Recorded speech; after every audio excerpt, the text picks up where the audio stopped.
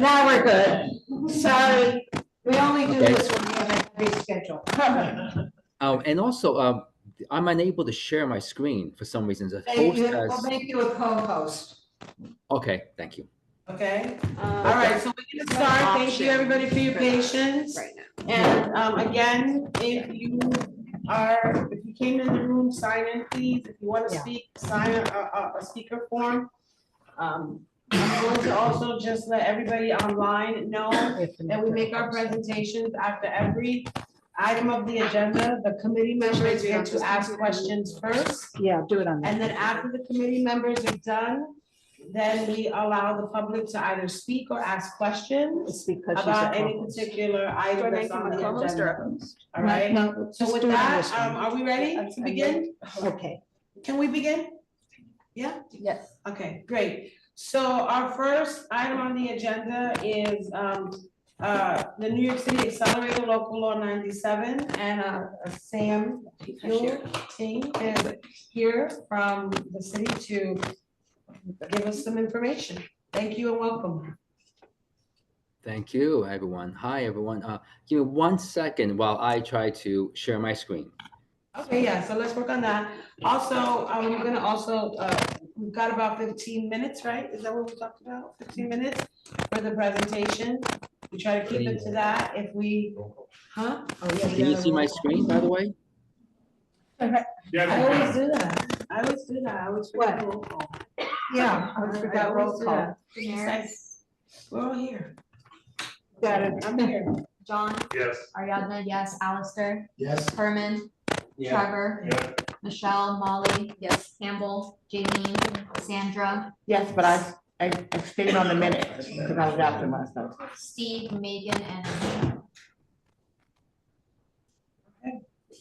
So now we can resume. Were you able to share your presentation? Yeah. Hi. Yes. I thought I was sharing it. And can you not see it? Yes, see you. We see you. Yes, we see it now. Okay. Great. Thank you. And you said how many minutes do I have? You got about 15. Oh, 15. Okay. I'm You gonna have to think you're gonna need more time? maybe.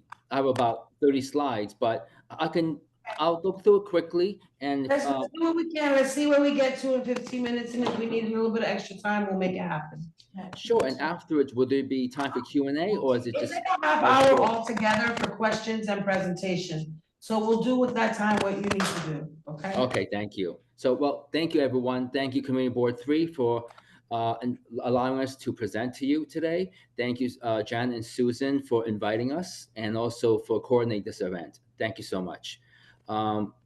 And so basically, here's the agenda. So I'm going to go through our program, what we provide, the services. We're going to go through 97, the Council District 1 and 2, because we don't have data about the compliance rates for 97 for specifically Community Board 3. So I believe Council District 1 and 2 may overlap. So hopefully this is okay. Information about 97, Local Law 97, Article 320, 321, as well as New York City Accelerator offerings as well, and more a deeper dive into other types of services and offerings. We also. Samuel, before you move on, can you let everybody know where you're from? And Oh, my just- apologies. No, thank you. My apologies. So here, let me go back to the first one. So my name is Samuel Ting. I'm the outreach manager for the New York City Accelerator program. And here's basically what we do. And for those who may not be aware of us or heard of us or worked with us in the past, we are a city-funded or sponsored program offered by the Mayor's Office of Climate and Environmental Justice to provide free guidance to all of New York City's privately owned building stakeholders. And this would, I'll go in more detail about which buildings qualify after this slide, but part of what we do is we provide guidance on local law compliance, such as 97, which we're focusing on today, 88, 87, 84, and more. We help buildings to identify potential energy conservation measures as well. And the reason we're doing it, everything we're doing is based on the city's pledge to reach carbon neutrality by 2050. And the reason being is that basically buildings account for about 70% of the emissions in the city.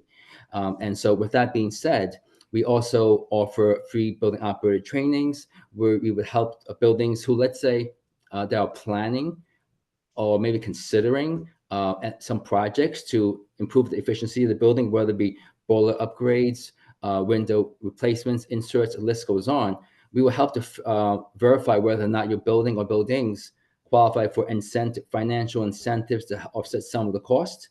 And let's say for the net cost of projects, if you're looking for additional financing, we have financing specialists on staff as well to help you explore financing options from PACE to green loans to equipment loans, and the list goes on. So, and everything you do is free.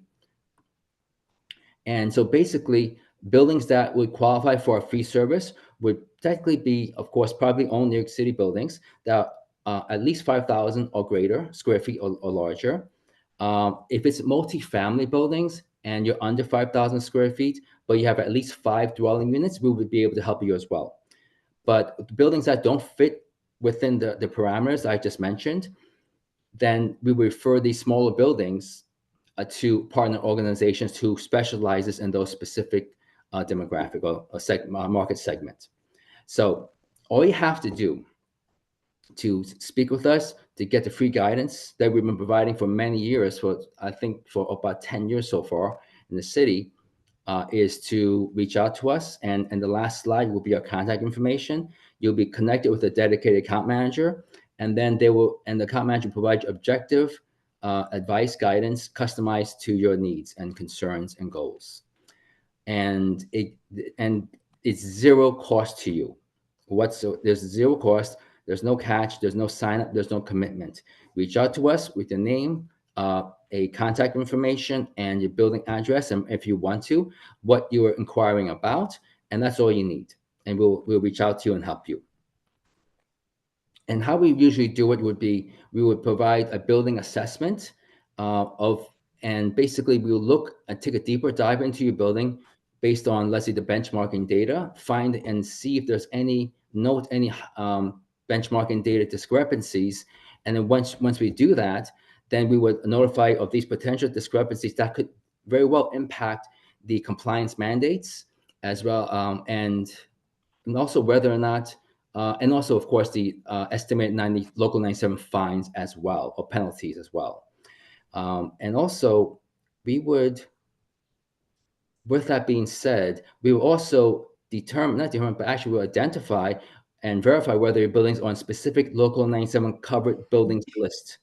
So DOB provides a covered buildings list that would indicate that that there's a possibility that your building, may have to comply with 97 through this pathway, but it may not necessarily be 100% correct. So they have a disclaimer stating that that you should always consult with a registered design professional, and if you're unsure about the process, you can reach out to us, and we'll help you through the process as well.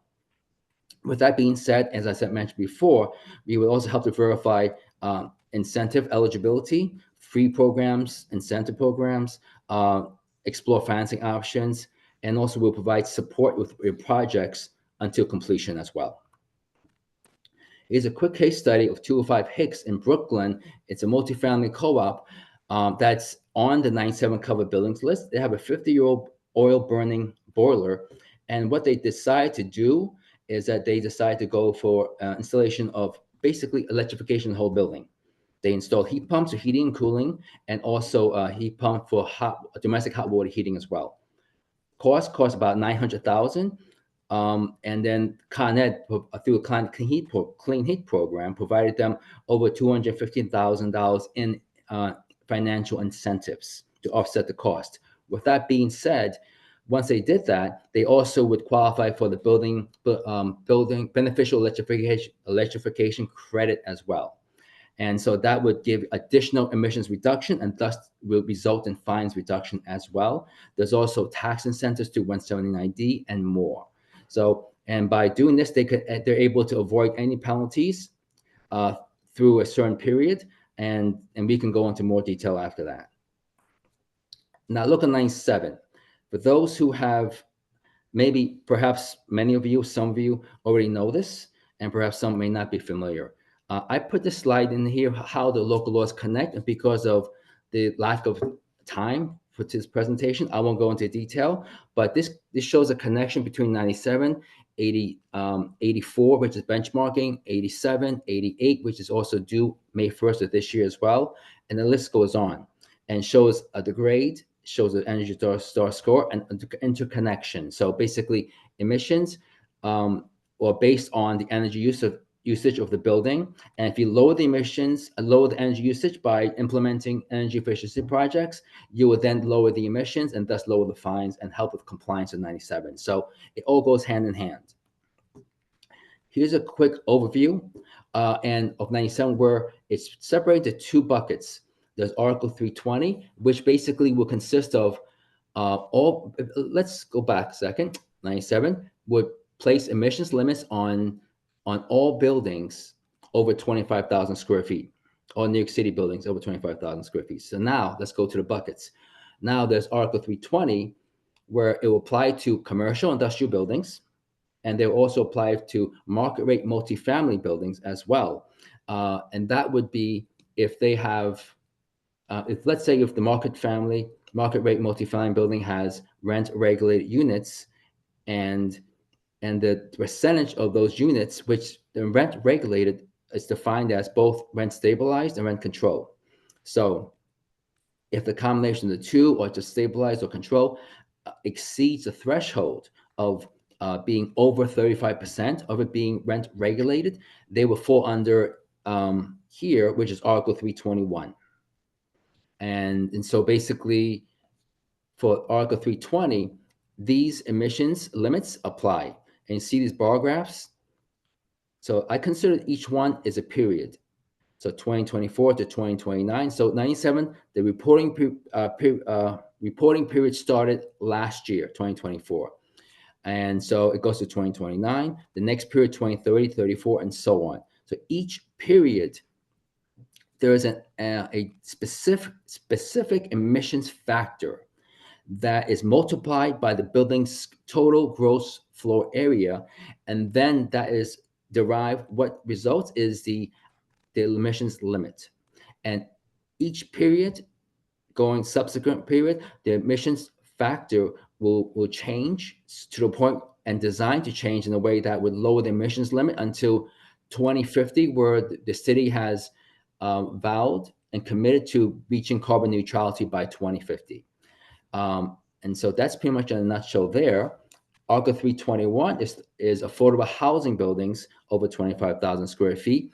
If, as I mentioned before, over 35% rent regulated units, it would include HDFC co-ops and so on. And if you're unsure where you stand, please reach out to us. Our account managers are really extremely versed in this, and they will provide clarification and education. A quick mention here, third rules package for Local 97, which was finalized. If biofuels, cogen emissions coefficients, adjustments based on external financial constraints, and offsets, carbon offsets, which is also known as the Affordable Housing Reinvestment Fund, which is here.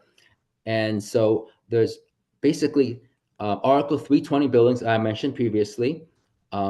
They are permitted to purchase up to 10% of the emissions limit, of their building's emissions limit. And they'll pay the same rate as they would pay if they were exceeding the emissions limit. So basically, if they exceed them, for every metric ton by which they exceed the emissions limit, the building will be charged $268. So the same rate applies if you were buying these offsets of sorts. Some people may call certificates. And then, but basically the whole point of this is so that this money goes into a fund handled by HPD. And so, and they would then distribute the funds accordingly to low-income affordable housing properties that are looking to electrify the building. So the whole point is really to offset the cost for the low-income buildings, so they can also have an option to electrify. And that's and that is just part and parcel of many incentives out there for buildings, and considering not just electrification, it could be partial, hybrid, it could be so many options, but for Article 321 buildings, they have a different option where they can comply through a prescriptive pathway by implementing ECMs, prescriptive energy conservation measures. And that we can go into again, and account managers can describe more. If you feel your property fits into any of the criteria I mentioned for Article 321, we can help you with that as well. So now going about the compliance pathway or the rates for District 1, properties in Community District 1 or Council District 1 required to comply 97 is 1,150, out of which among the Article 320 buildings, there's 1,071. Article 321 designated buildings is 79. Mind you, as I mentioned before, these are based on the covered buildings lists. So that can change. And that's why DOB requires all buildings don't rely on these covered buildings lists. They're just a reference. You would need to hire a registered design professional to verify and certify which pathway you are and help you through the process and certify compliance and do the filing. Due May 1st of 2025, this year. And so the compliance period, so for 2024, 2029, it projected that the compliance rate is 91% for District 1 and median penalties over a little over 25,000 square feet. Mind you, these are just projected. It could change. And then 2030, 34 compliance period, projected compliance rate is 47%. That means 47% is projected to not have to pay fines in 2030 as well, or 2030, 34, but these could change as well. And projected median penalties is a little under 20,000. Energy conservation project in District 1 through our program, New York City Accelerator, of which through our database, we found about 963 active projects across 820 buildings that we have engaged with and speaking with the building stakeholder decision maker. And of those buildings that have active project, the 963, about 84% are covered or required to comply local law 97. And the most common types of projects that district, well, actually, pardon me, it's a typo, should be District 1, are related to would be local law compliance assistance. How we define that would be that we would provide the guidance, education 97, next steps, connected with registered design professionals and more. Lighting, decarbonization study, a study which can be reimbursed to a certain extent, 50 to 75%, depends on the building affordability status. And that will provide actually level 2, technically speaking, energy audit for recommended energy conservation measures. Building envelope, HVAC controls and sensors, but there's more, but these are the top ones. And out of which 44% of all the active projects that I mentioned with New York City Accelerator in District 1 have been completed. And here, District 2, going by how I explained this breakdown, same thing applies. 833 have to comply 97, 719 is Article 320, and 114 is Article 321. Compliance here is 2020, first period and the second period. First one, 90% compliance. Second is 36%. And these slides will be shared as well. So, and here is the projects in District 2 through our program, over 1,200 active, over 700 engaged, and out of which, of the buildings that we engage with these projects, 71% are required to comply 97. These are pretty much the same, consistently for the most part, very similar amount of like active or very common types of projects being pursued. 34% here is showing of all active projects that have been completed in District 2. This is citywide compliance, and it's a lower compliance rate. Let's just go here, right? Low compliance rate here than it is for District 1 and 2, so congrats. But once again, it's really just based on certain data points, and those data can change depending on the benchmarking. So, and also a lot of factors come into play. So here's over 25,000 citywide have to comply for the first period, and also over 16,000 are Article 320, and over 8,000, almost 9,000, Article 321. This is Article 320. These are some examples of buildings based on, and mind you, these are buildings that could meet the 2030 limits, the emissions limits. And when you say targets, we're referring to limits. So these are some ideas of potential measures that buildings can pursue to help meet the 2030 limits, depending how close they are. They're very close to these measures. They're further away from the higher above, more emissions than the limit. It's this plus more, and so on. So this is an example. Don't have to go into detail. And if you're ever interested in learning more about this, please reach out to us, because our account managers are standing by to help you at no cost. If you feel like you're unable to meet the compliance and comply 97, and you don't want to pay the fines and figure out how can you mitigate the penalties, there's opportunities. There's two ways for Article 320. Unexpected, unforeseeable event like a flood, fire, whatever it may be, that prevent you from implementing these measures. And of course, the penalty mitigation as well in good faith effort.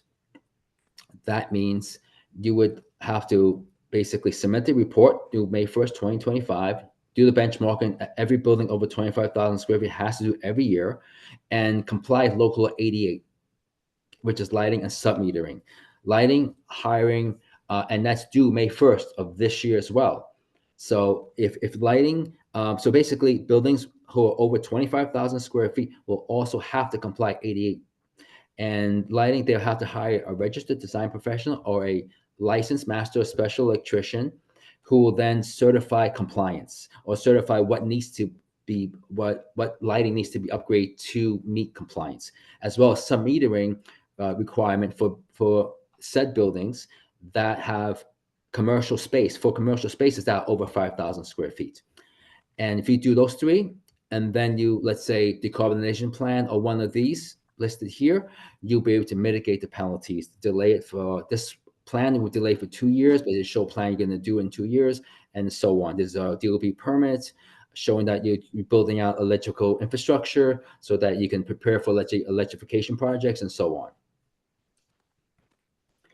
Here's the decarbonization plan, and this breaks it down. It's submitted by May 1st, 2025. It's about energy audit, typically at ASHRAE level 2 energy audit. Here's a list of what needs to be provided. But it has to show that you're meeting the 2024 emissions limit by May 1st of 2027, and you must demonstrate that the work for 2030 compliance is underway by May 1st, 2028. Here's Article 321. So as I mentioned before, now you have pretty much a gist of what I was talking about. This is Article 321 in orange. I mentioned over 35% rent regulated. Article 320, it's at least one rent regulated unit, but no more than 35% rent regulated units. Then they can qualify for delay compliance to 2026. And this one's Article 320, and they have delay compliance to 2035 for buildings that have at least one unit that is under like a federal income restricted program, whether it be loans or tax benefits and so on. And that, if you're unsure, feel free to reach out to us, and the account manager will clarify that as well. Here's the prescriptive measures. There's 13 altogether. Mind you, when you reach out, if you're Article 321, you reach out, the registered design professional or the qualified registered commissioning agent, as approved by DOB, will be able to certify which PSAMs will need to be implemented to comply. Okay, so this is a list, and a lot of this is basic things like let's say if there's a leak, fix it, or maybe perhaps some simple clean and tunes and so forth, and also some simple like weather stripping of exterior doors, so minimize the draft effect. Here's the New York City Accelerator offerings. We have a building energy snapshot tool, but mind you, you have to keep in mind when you go to a website that year of energy data use 2019. This is not the latest. Okay, this is data is benchmarking data, the Local 84 data, and we have an algorithm we use where we rather normalize the data and more, and that will skew it and have us use a different year of benchmarking data in what is determined to be the most correct, but there's also things that we need to clarify. So whatever you see here in this tool, feel free to share with us, the account manager. We'll discuss it. We'll show you another tool, and we'll compare, and we'll give you a better sense of what this means and what this entails, okay? And this is how the report looks like. But like I said, reach out to us. Feel free to go into our website, reach out to us, and see where your building stands. But mind you, look at the year of energy data used. If it's 2023, you have the latest. If it's anything earlier, you don't have the latest. So either way, you probably want to speak to an account manager. And then we have compiled and designed a service provider lookup tool so that you can filter per your building, your services you're looking for, and more. And our account managers can also help you to teach you how to navigate in the most, let's say, proficient way and effective way. Okay, so these are a great way to look up, because we also make sure we include categories for, let's say, local law 88 or local law 97 turnkey solutions. That means they will not only certify and do the filing for these compliance, to meet compliance, they will also implement or install whatever measures that would need to be done to meet compliance as well. And so here's one slide here, but contacting us. And real quickly, financing is, we have financing specialists and they will look and provide financing guidance that's specific to your needs and to the building and conditions. If you have a primary mortgage and so on and so forth, they will look for the most suitable financing options for you. And this explains why people may want to consider financing energy upgrades. And one of the things which I love down here is if all the upgrades you're implementing were basically incur energy savings and energy cost savings that may potentially exceed your monthly debt service, then you're basically cash positive. So it's something to consider. You can speak with the financing specialist about that to learn more.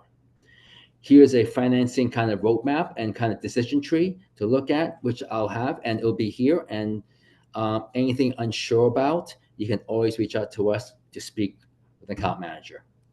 And that's it. Thank you. Thank you. That was thorough. Do we have any questions from the committee? Alistair and then Trevor. Thanks for the presentation.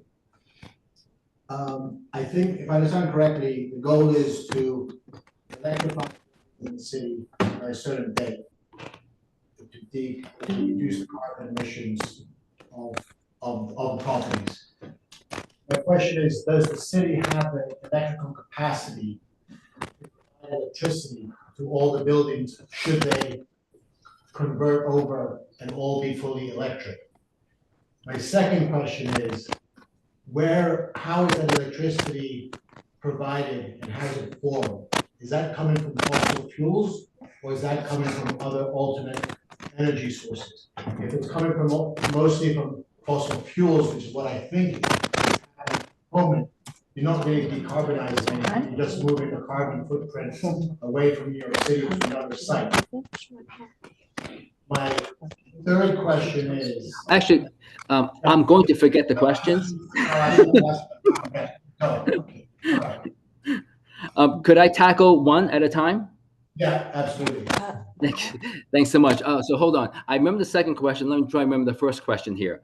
Does the city have capacity to provide electricity to all the buildings should they convert all their heating and hot water systems to electric, which is a lot of electricity? No, thank you. Great questions. These are absolutely great questions. So what's interesting is that Urban Green Council had provided some sort of study on that. Can the city become all electric? What they point out, which I tend to agree with, is yes, you're correct. There are rolling blackouts potentially, and a drain and strain on the electrical grid during the summertime, where it's because air conditioning is run purely by electricity, so there's a high demand. But now we're talking about heating, because you know air conditioning is still AC, but we're talking about electric heating, which is heat pump instead of the resistance electric heating, and that um, would allow the grid still have the capacity to provide the to meet the loads, electric loads from the heat pumps. But mind you, what you're saying is if suddenly the city goes and everyone's out of nowhere for in 1 year, 80%, whatever it is, go electric, and then honestly, I don't believe that the grid will be able to support that. Okay, but what's going on now is it's happening in incremental steps. It's a few. It's maybe a few dozen buildings here, maybe 100 buildings there. It's happening slowly, and in the meantime, Con Ed is working to build more electrical capacity, infrastructure, and so on. So that's what they're doing for that. So because of that, because it's an incremental increase over time, then the grid can't handle it right now, unless suddenly 50 plus or more percent of all buildings in New York City decides to electrify the heating. But I don't know the data specifics about what percentage would have to hit, but I'm just explaining to you what I've read and which makes complete sense to me. And hopefully it's because basically a lot of people can't afford to electrify right now, and that's not always necessarily the only essential step. There's other ways to help comply 97. The next thing would be, hopefully that was okay. Pardon me, sir. Yeah, I kind of hear the answer. It's not ready right now to fully let them. Yeah, hopefully by the time it hits like a certain percentage of Just to electric. remind folks that we are already over time. So I'd ask you to try to be as brief but as informative as you can with your answers and your questions answered. Sure. Whatever you can ask them all. The second question is, how is electricity produced in New York City? What's the source of, how is our electricity produced? Pardon, thank you. I'm having some audio glitches here. It's a lot of static. So basically, you're right. Right now, the grid electricity, it isn't clean. It's not that clean at all. It is based on fossil fuels, a lot of it, 100%. But what they're doing is Con Ed has made a commitment that by 2030, they're going to clean the grid to basically, I think from what I'm seeing, I'm hearing, they're going to clean the grid dramatically to a point where DOB has permitted a change in the emissions coefficient for grid electricity, so that they basically reduce the emissions related to grid electricity by about 50% or so, based on the commitment by Con Edison by 2030. So that's the goal, and then they're going to continue to green the grid more as time goes along. But their commitment right now is by 2030. So until 2030, the grid it's still unfortunately mostly, I think, fossil fuels, but the commitment is there by 2030. So really decarbonizing is not really an accurate term because you're just shifting right now the carbon footprint to another source. Instead of burning gas here, you put it elsewhere at the current time. And then my third, just to speed things up, my third comment is, I have a building up in Inwood where I put in a new boiler, I put in all the seals and all the doors, I put in LED lighting. I've done everything that was required to get it a grade. My grade is a D. D as in David, okay? Oh, wow. Really bad. The reason being is none of the responsibility falls onto the tenants. And the tenants are the ones that use the electricity in the building.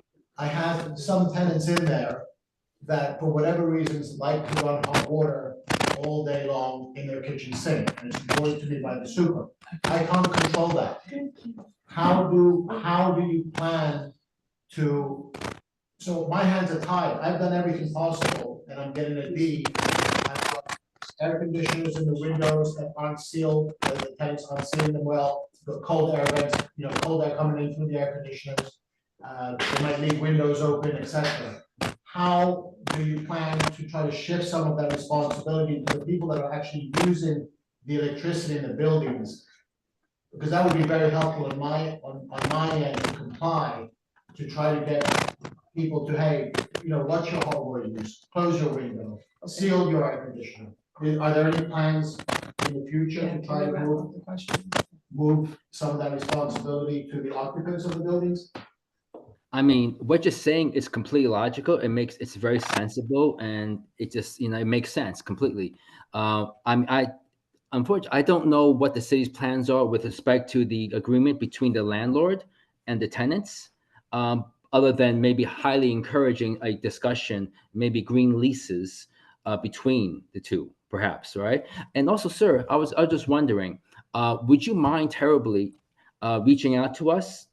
You can even reach out to me if you want to, and you can always, when you reach out to the email address, you can say you want to speak to me or an account manager, and I would love to understand why your building is getting a D after you implemented so many ECMs. All right, is your building over 25,000 square feet? I'm gonna ask you to deal with this. Yeah, I'll talk to It's you not about really this. right, because it's bordering like personal. I know Alistair brought it up to make a point and to see about like what does the landlord do when the tenants are not helping with compliance. So I think that's really the question. That's it? I'm gonna hand it out to Trevor then. Thank you, Sam. So And I'm Alistair will reach out to you directly.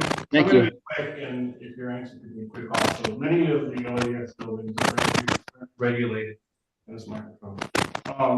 Electrification, obviously with the stoves, will shift that bill to tenants who have gas included in their rent. Are there laws to protect tenants to make sure that they don't get an increase in their electric bill where once it was included in the rent? That's a good question.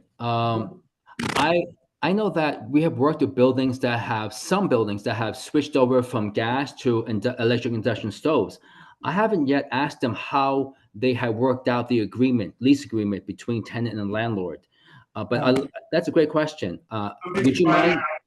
If you find out, that'd be critical, because if you're talking a building of 400 rent regulated residents who have their heat included in the bill and the gas included in the bill, to shift that burden to those who are already, burdened to electric and now pay electric bill would be substantial. But if you could look that up and get back to me.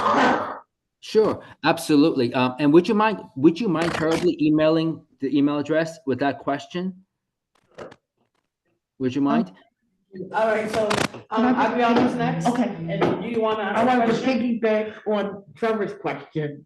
All right, so Ariana's Just wanted gonna to ask, concede to you. because I do know of 2 100% buildings coming up right now where this is exactly the case. So everything now is electric. The whole building has been, protected, right? By have the sun labs and all that.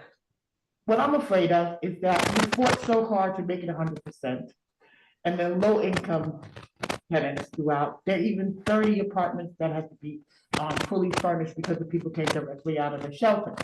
My question is there a program that's going to help them, assist them in paying their electric bill? But he's gonna get back to Trevor with that. That's all I want to know. Okay. I would encourage, thank you for the questions. I would encourage everyone to please email these questions to us through the, through our, info@accelerate.nyc, please. And we'll be more than happy to see what we can find for any resources, anything we can for you. All right, great, thank you, Sandra. Adriana? I could maybe email my question as well, but my question was related to different financing options. So I was curious to know, since it is a big upfront capital cost for most of these buildings, are the financing options that Accelerator is offering coming from the city through private lenders? What's the makeup? And is there, rules or regulations around what type of housing is requesting these financing options? Condos, et cetera. Sorry, it's very staticky. So Finance, what's the makeup of the financial part of this issue? If buildings are seeking financial support, who are the lenders? Is it the city? Is it a private institution? Right? And what does that look like? If you can let us know briefly, that would be helpful. I mean, so basically, we have financing specialists who will help buildings to explore these options. And it could be anything from PACE financing, which is part of Local Law 96, where it's financing with lower interest rates for buildings that are looking to implement these energy efficiency projects. But we're now working with various lenders, and through the IRA, they have distributed funds to various entities who would then distribute it to various lenders who the goal is to offer grants or potentially low interest loans to buildings who are going to implement these types of energy conservation measures as well. So there's all kinds from basically there's funding to support and provide better loan options. So, but if you really want to know, we're more than happy. Please send a question. We'll connect you directly with a financing specialist who can answer all your questions better than I can. Do we have any other questions? Otherwise, you have a question, Norman? No, I just want to make this clear. I mean, I'm sitting here listening to all of that, and I think your program is not thoroughly flushed out. My 28 buildings that I have, they are so different. And the logistics of putting your program in there needs a lot more information that we could use. And I was trying to find out if you would say, come with your specialists, you go into the community board, and most of the people here do not physically deal with buildings or the operation of buildings. And I can't get all the information here, so I would need your specialist to actually come to my place to explain to my executive director and my operations people, my maintenance people, and work out that. What my problem is every time the city comes up with a program, it have this onerous thing about there's a penalty. Okay, and most of the buildings that I am associated with, which are low-income managers and low-income owners, they cannot even afford to pay their taxes. They cannot pay their basic costs. And when you tack on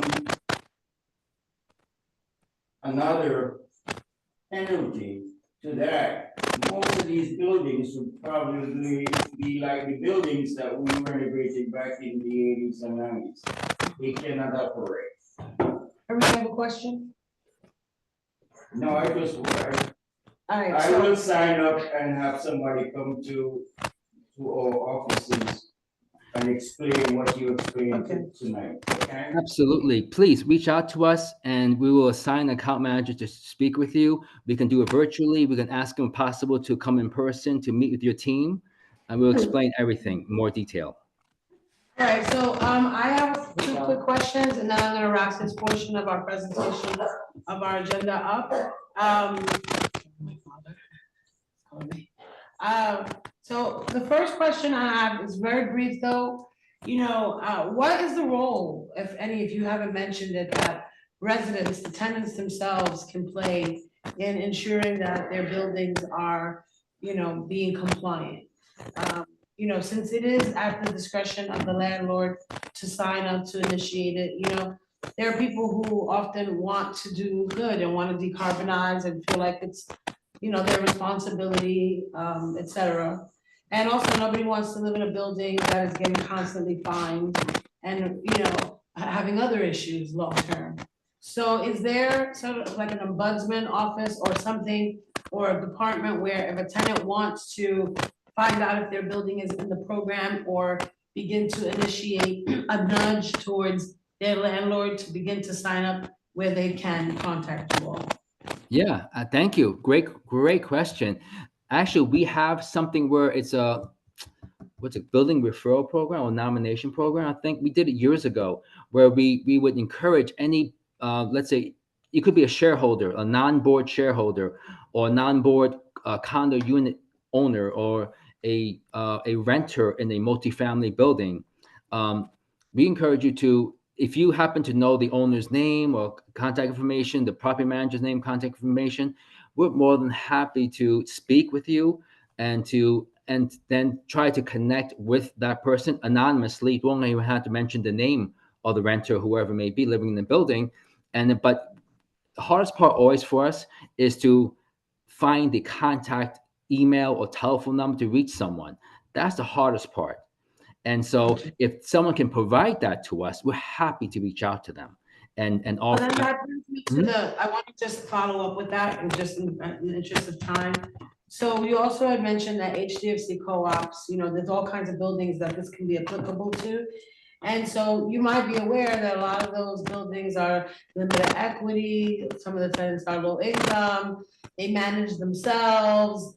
Sometimes they're good at it, sometimes they're not so good at it. Mhm. But at the end of the day, what is the notification process for buildings, or what is it that is given to buildings, and because of the situation in particular that the HDFC co-ops find themselves in, to tell them, local law 97 is here, these are the things that you need to do. So like, how does the city monitor who enters the program and who's not entering it, et cetera? Thank you. Great question. So basically, we are keeping a database of all buildings, all addresses, everything.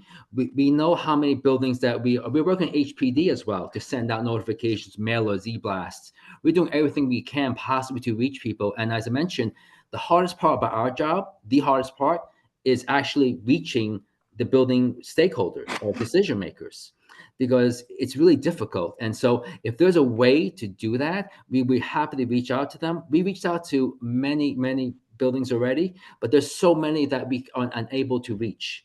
So if you happen to, there's a way the Community Board 3 or other community boards can disseminate our program. It's free to everyone. We're more than happy to continue joining different boards, presenting different boards, and we're here to help every building in New York City however we can. That's our goal: to decarbonize, to enhance tenant comfort, to lower operating costs, energy costs, avoid paying these penalties, and so on. So our job is that, even though we are sponsored by the city, we're not a city agency. We are a group of dedicated account managers who really take pride in what we do. We really care. We want to help you. So we just want you to reach out to us and talk to us. And if we have someone to talk to, an address, something, we can work with you. But, we just want you to meet us some of the way. Thank you so much for answering our questions. I'm gonna assume that you'll work with Susan if you haven't. Oh, you have a question? Yeah, I have a quick question. All right, this is the last question we're gonna take. Are there any questions or comments from anybody on the floor, just so that we know for time purposes regarding this? Anybody sign up? No? Go ahead. A really quick question. Do we need to meet this compliance requirement only after construction finish or also during construction? Actually, let's see here. So yes, it'll be after construction is finished. If you're talking, because basically, let's say for Article 320 buildings, it's performance-based. That means you have to implement a certain number and certain types of projects in order to lower the emissions, energy use, and emissions. And then that would be basis for the fine. So if you're below the emissions limit, as I mentioned during the slide deck, you'll be fine. But if it's Article 321, your affordable housing buildings that meet the criteria, then you have two options of doing the performance-based to lower the emissions as of 2024 to meet that meets 2030 emissions limit, or you have to implement whatever that the RD, a registered design professional or qualified retro commissioning agent, will certify as being the prescriptive energy conservation measures that your building must implement in order to comply with Article 321 compliance pathway. So, and we can go in more detail. We'd love to. Our account managers would love to speak with any one of you. We want to help. So, and really experienced and knowledgeable in this field. So please reach out to us. Any questions you have, please do not hold back. I'll leave it. Yeah, all right, great. Thank you so much again for coming tonight to present to us. Please, if Susan, Sure. the presentation online, if it's not already online, I'm sure. Do we have to? No, but I can do it Yeah. after this. Yeah, so they'll reach out to you, Samuel, so that we Yeah. can get like the presentation. Hopefully we can put it on our website so that other people have access We to just it. got it before. Okay, great. Thank you, everyone. Thanks so much. Thanks for letting me speak. Thank you. So, next, give me 1 second. Everybody, yeah, so next is Q Impact Solutions. Here to talk about the former PS 64. Chadas, everybody knows Chadas, and there's been some, recent developments and work to see how we can, make this building, return it completely to the community and make it fully operational. So, Kamila's here, can we fence this, right? And, do we have a presentation? Yes, I should. Do you have it? Okay, give us 1 second so we can print it on the screen. For you? Wait, let Janet do it. I'm also going like that. Yes, this is your time, so you can begin, you can introduce the partners that are with you, their role, and when you're ready for them to speak. We assume that, this is gonna take at least 40 minutes, right? Given your presentation, maybe questions online, but if not, we'll be sooner, and if we need a little extra time, we'll make it work. Okay. Let's stand over here that way. And we don't have any signs of speakers as of right now. What she's trying to say is people put the microphone down. Oh, okay, yeah. But because of Zoom, no one will do. Tamara, I can people on Zoom, Oh, don't get to okay. ask questions, do That's what I said. the people on Zoom, Okay, yeah. I can't hear you. they, no, she answered it. Yeah.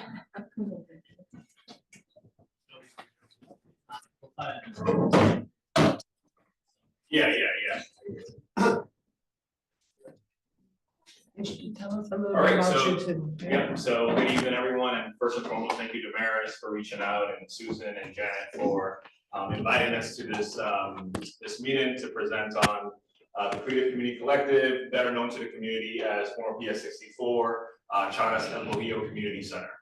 And so basically, we're here to just share some updates. If you were at the last community informational session on January 23rd, as well as the October 25th, 2024 presentation. Most of this material here will be familiar to you, but it's a great opportunity to reach a wider audience in the district. And so, yeah, thanks again for inviting us. Next slide. Again, presentation by myself. Again, my name is Kwame Francis with Q Impact Solutions. You'll also hear from Buyer Blinder Bell as well as Denham Wolf. Next slide. All right, so basically what I'll be covering is, what is my core responsibilities, management consultant on the project, really supporting community engagement, thinking about sourcing capital and doing fundraising, as well as thinking about the organizational management structure for the future. So key objectives, I'll touch on that more. Community engagement, emerging themes. Buyer Blinder Bell will talk about the history and condition of the building, reuse possibilities and parameters. And then Denham Wolf will conclude talking about building economics, both the CapEx and OpEx, potential costs, ongoing operational costs. And we'll take some questions from the audience and hopefully from online as well. So next slide. All right, so I first like to always include this slide, because I think it's really important to first and foremost thank the community. I mean, this building is an iconic asset within the community. And there's been a lot of advocacy over the past 2+ decades to preserve it ultimately to be a community asset. And so you see, amalgamation of different headlines, demonstrating the advocacy and ultimately victory, right? In preserving the building to be a community asset in perpetuity. So really want to just thank everyone who are in here, who's been a part of that fight, continue to be a part of that fight, and joining online as well. So thank you all. Next slide. All right, again, key objectives. So I'd like to talk about it in buckets. So my 3 core objectives have been focused on 1, helping to shape the vision for this space, centering the voice of the community. And that's what I've been doing the past 8 to 9 months or so. Two, secure an immediate and long-term capital funding necessary to stabilize the building and ultimately advance the project to restore the building. And then three, identifying what is the governance and operational management structure, ultimately the business model for the building. How is it gonna make money? What does it cost to operate the building? Going forward, a building of this size, especially in today's dollars. But most of my efforts have been focused in buckets 1 and buckets 2. So centering community voices to shape a vision for the building. And then 2, thinking about the long-term capital and funding necessary to stabilize the building. And we're beginning to think about how we position the building operationally and from a governance structure to ultimately be able to, lead a successful public and private fundraising campaign. Next slide. All right, this is just, a sort of a collage, snapshot of some of the research and community engagement that we've been doing over the past several months. And many of these organizations will be very familiar to the community, Goals, the Maris, EDCC, Village Preservation, the Girls Club, so on and so forth, SOC 64, many of the advocacy groups, books, research, publications, whether it's from EDC or the Center for an Urban Future. We've really cast a wide net to try to get a good pulse of the community, try to understand what do people want, right? And ultimately, what you see in the next few slides on the potential functional use of the community for the building is a reflection of what we've heard. Again, this is just a quick snapshot so you get a sense of some of the outreach that we've done. Next slide. And so really that has culminated into a sort of an overarching vision is what we're calling it. So to reimagine the building as a vibrant, multi-use arts, educational, publicly accessible community hub that reflects the cultural, collaborative, and experimental spirit of the Lower East Side to serve the broader needs of New York City and beyond. Next slide. So somewhat double clicking into that overarching vision, the project name we came up with is the Creative Community Collective. And really that's really centering the different themes and things that we've heard from the community that, yes, we want to have it to be a space for the community, a collective of organizations and individuals doing creative, experimental, educational work, as well as community organizing, but that has a creative ethos that is channeling the ethos of Chadas, right? Where people can come and do creative and innovative things. So that's the project name. And we've received enormous positive feedback about the name, that it really captures the essence of what we're trying to do. And just sort of, I'll read some of the bullets there. So the Creative Community Collective seeks to establish a one-of-a-kind hub where ideas take flight, creativity flourishes, and innovation thrives. Won't read all of them, but really it's the center of the Lower East Side as a beacon of bold ideas, making it a go-to destination for cultural and creative leadership and opportunities. And then that last bullet point, to celebrate inclusivity and access by offering space for individuals and organizations to engage in bold, visionary pursuits. Next slide. Some of the overarching themes we've heard, probably no surprise to any of you here or online. Artist studios, gallery space, dance rehearsal space, music rehearsal space, performance theater or auditorium, courtyard that can be activated for public use. Whether that's, having greenery, and you'll see some of in the photos, artist housing. Not too many people mentioned that, but it's something that came up about how do we sustain space for artists to actually live in the community while at the same time doing work in the community. And then obviously office space for nonprofits who would occupy the building long term. Next slide. All right, so everything you're going to see here in terms of the potential functional uses, again, it's a reflection of what we've heard from the individuals and organizations that we've consulted over the past 8 to 9 months. And none of this is set in stone. It's just really like a vision board, essentially, which also helps to inform the test fits for to see what's possible and what's not possible, the limitations. So next slide. I'll talk a little bit about a few of them. So you can see here, you see a theater up to the top right or left corner. It can be for performances. It can also be a place where you can film or screen films, audio recording studios. Maybe there's various different floors that could serve to showcase the work for local artists. You see this on the bottom left corner here. This could be the first floor perhaps, right? A multi-use dynamic space. You see some basketball hoops there. Maybe it could serve as for that purposes.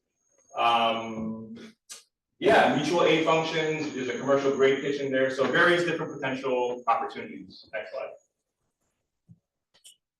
You see bicycle repair, you see a place where people can convene. Coding workshops, for example, for people who are interested in that. Maker space, whether it's ceramics, so on and so forth. Next slide. All right, so space for artists to create, right? Again, one of the major themes, column-free dance space, although there is one column right there. That's a photo of the Museum of Reclaimed Urban Space. So thinking about how do we preserve the culture, preserve the history of Charas, and all the different movements in the community. And maybe there's even a meditation space, right? So various different functions, these are all potential ideas, right? Nothing set in stone, but it gives us an opportunity to reflect back what we've heard and test for understanding, check for understanding. Next and last slide. All right, as you can see, space for musicians to rehearse, potentially, that's been a common theme that came up, that we need place for indoor space for musicians of all different kinds, with the necessary audio and sort of soundproof and things of that nature.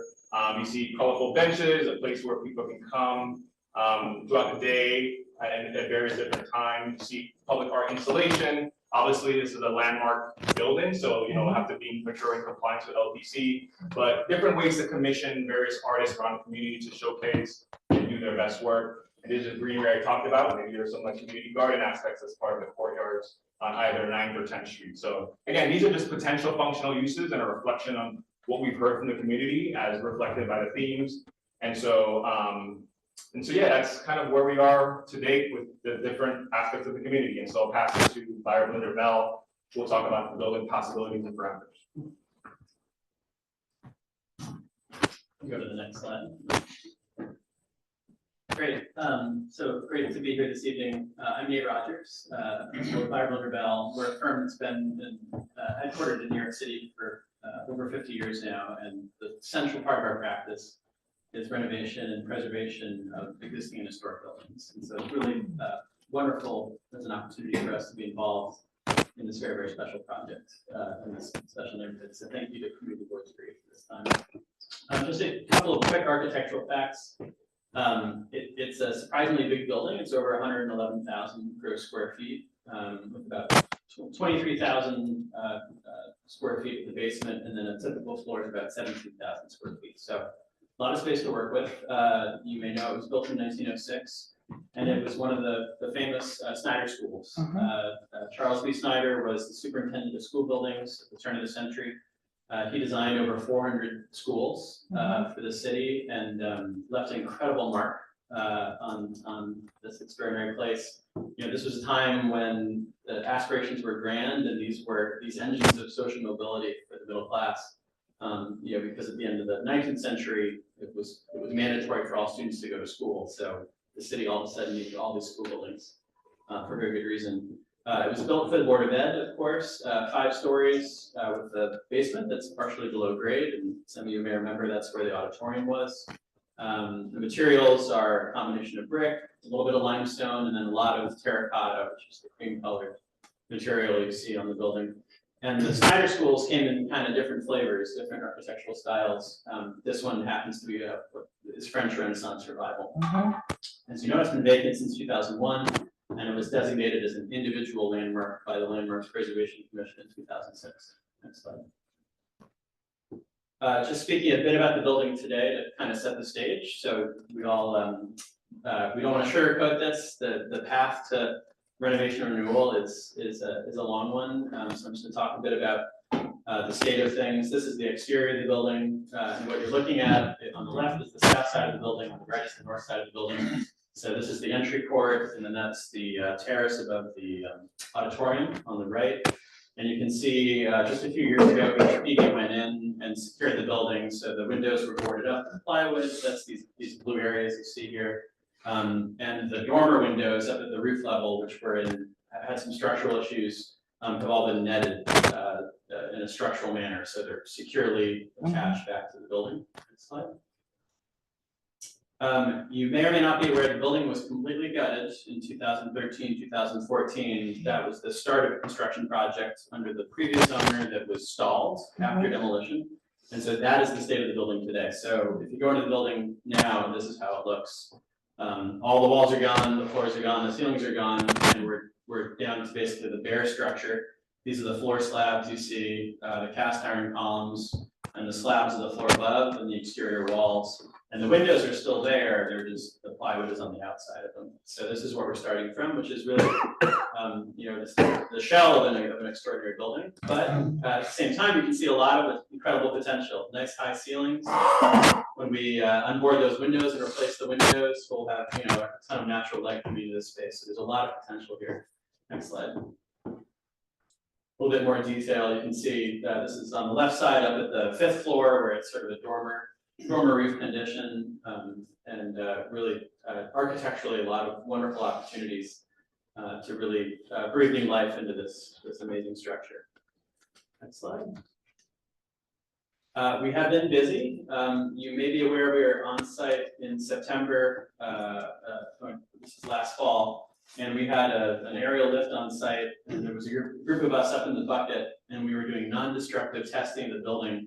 You can see this is one of my associates here with a little mallet, and we're tapping all of the terracotta to make sure that it's soundly attached to the building.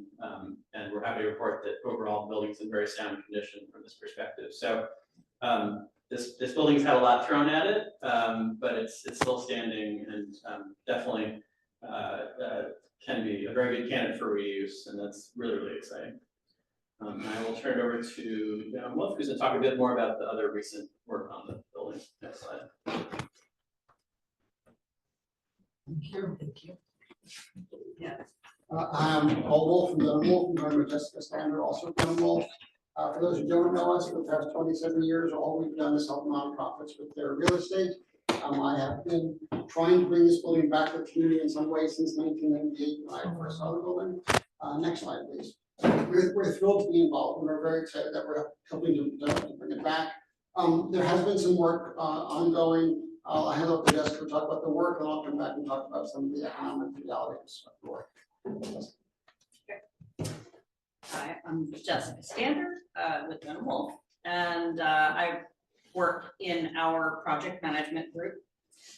So since we gained access to the building, we have been working on essentially two main things. One is ensuring that it remains secure, and two is preparation for ongoing stabilization and eventually design and implementation of the full development of the building.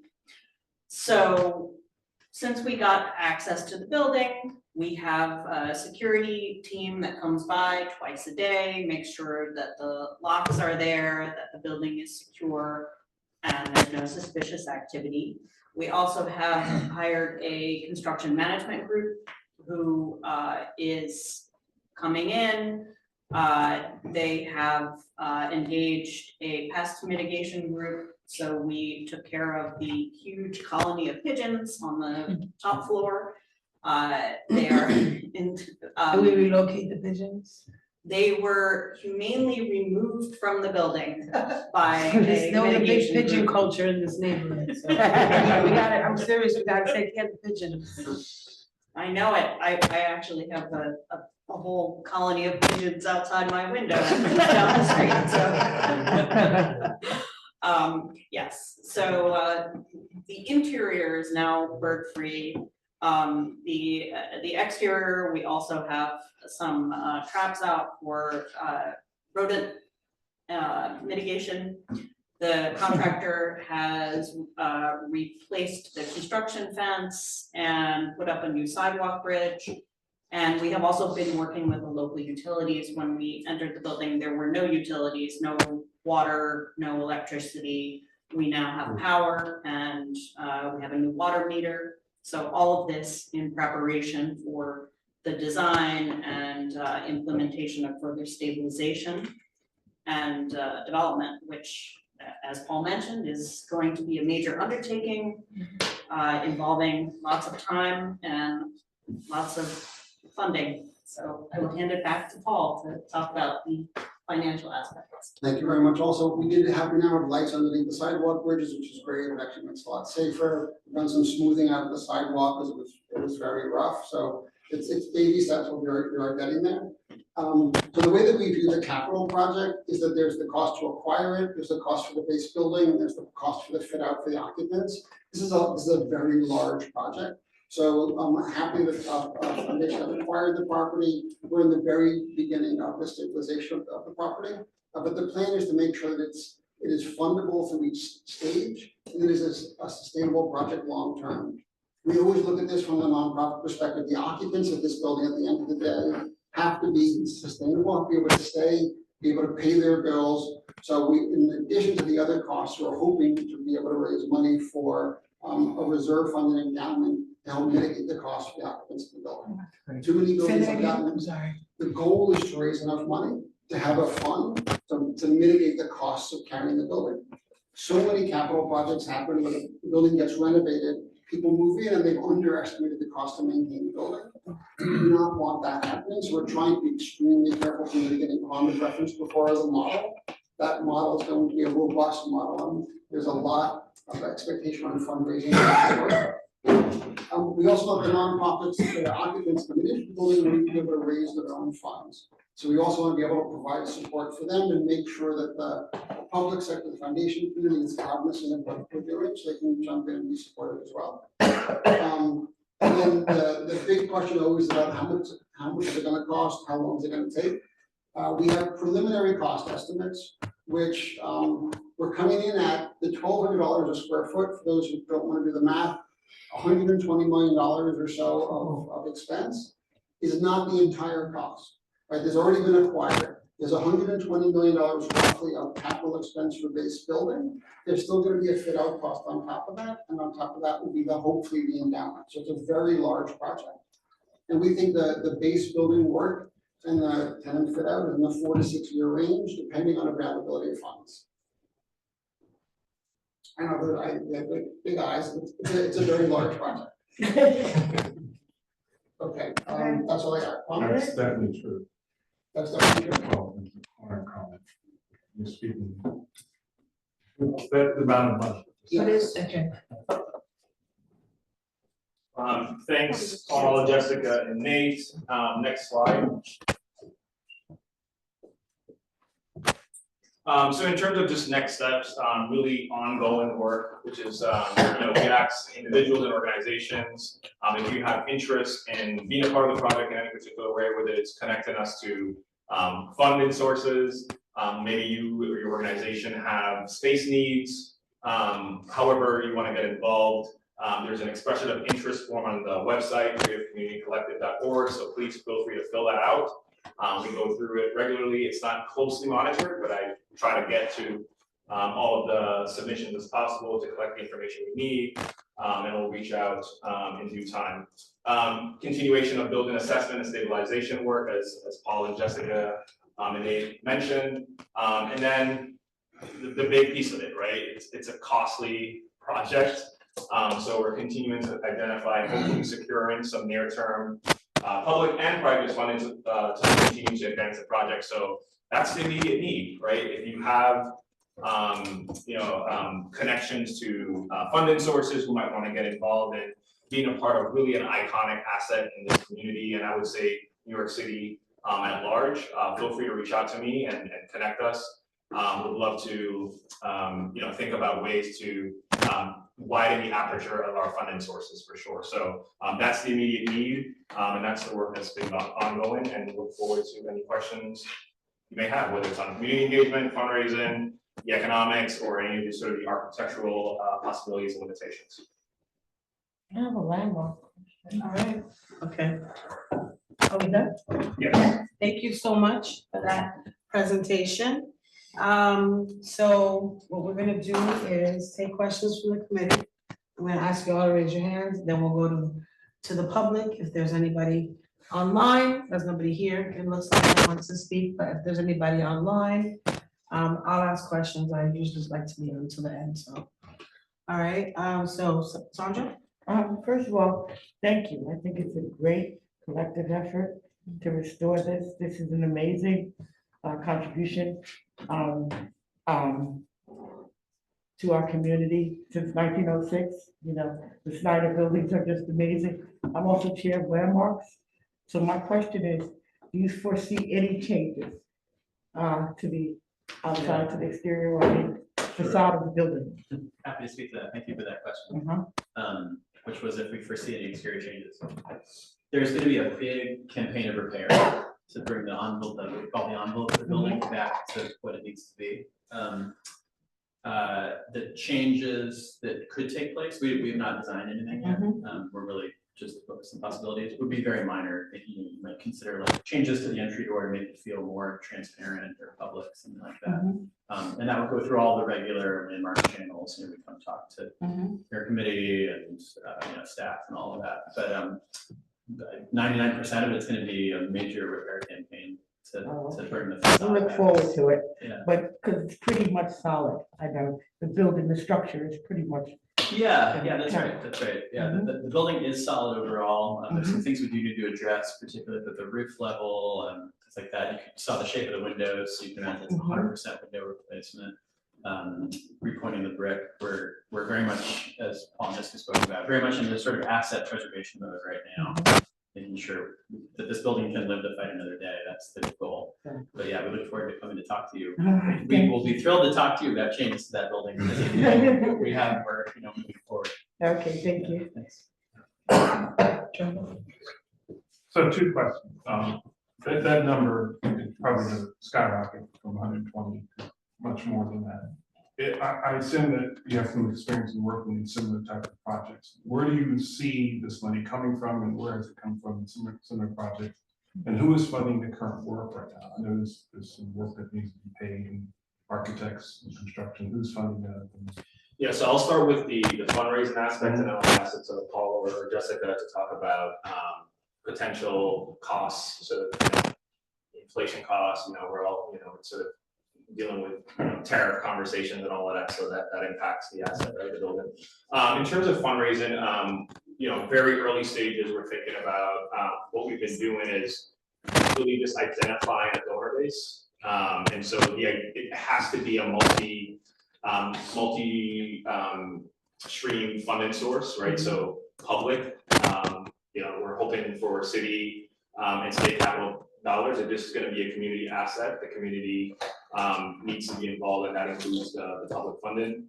Certainly on the early end, private foundations and individuals will probably have to front most of the costs, because as you know, most capital funding is on a reimbursement basis. So there's going to be a lot of heavy fundraising efforts on the private side to begin with.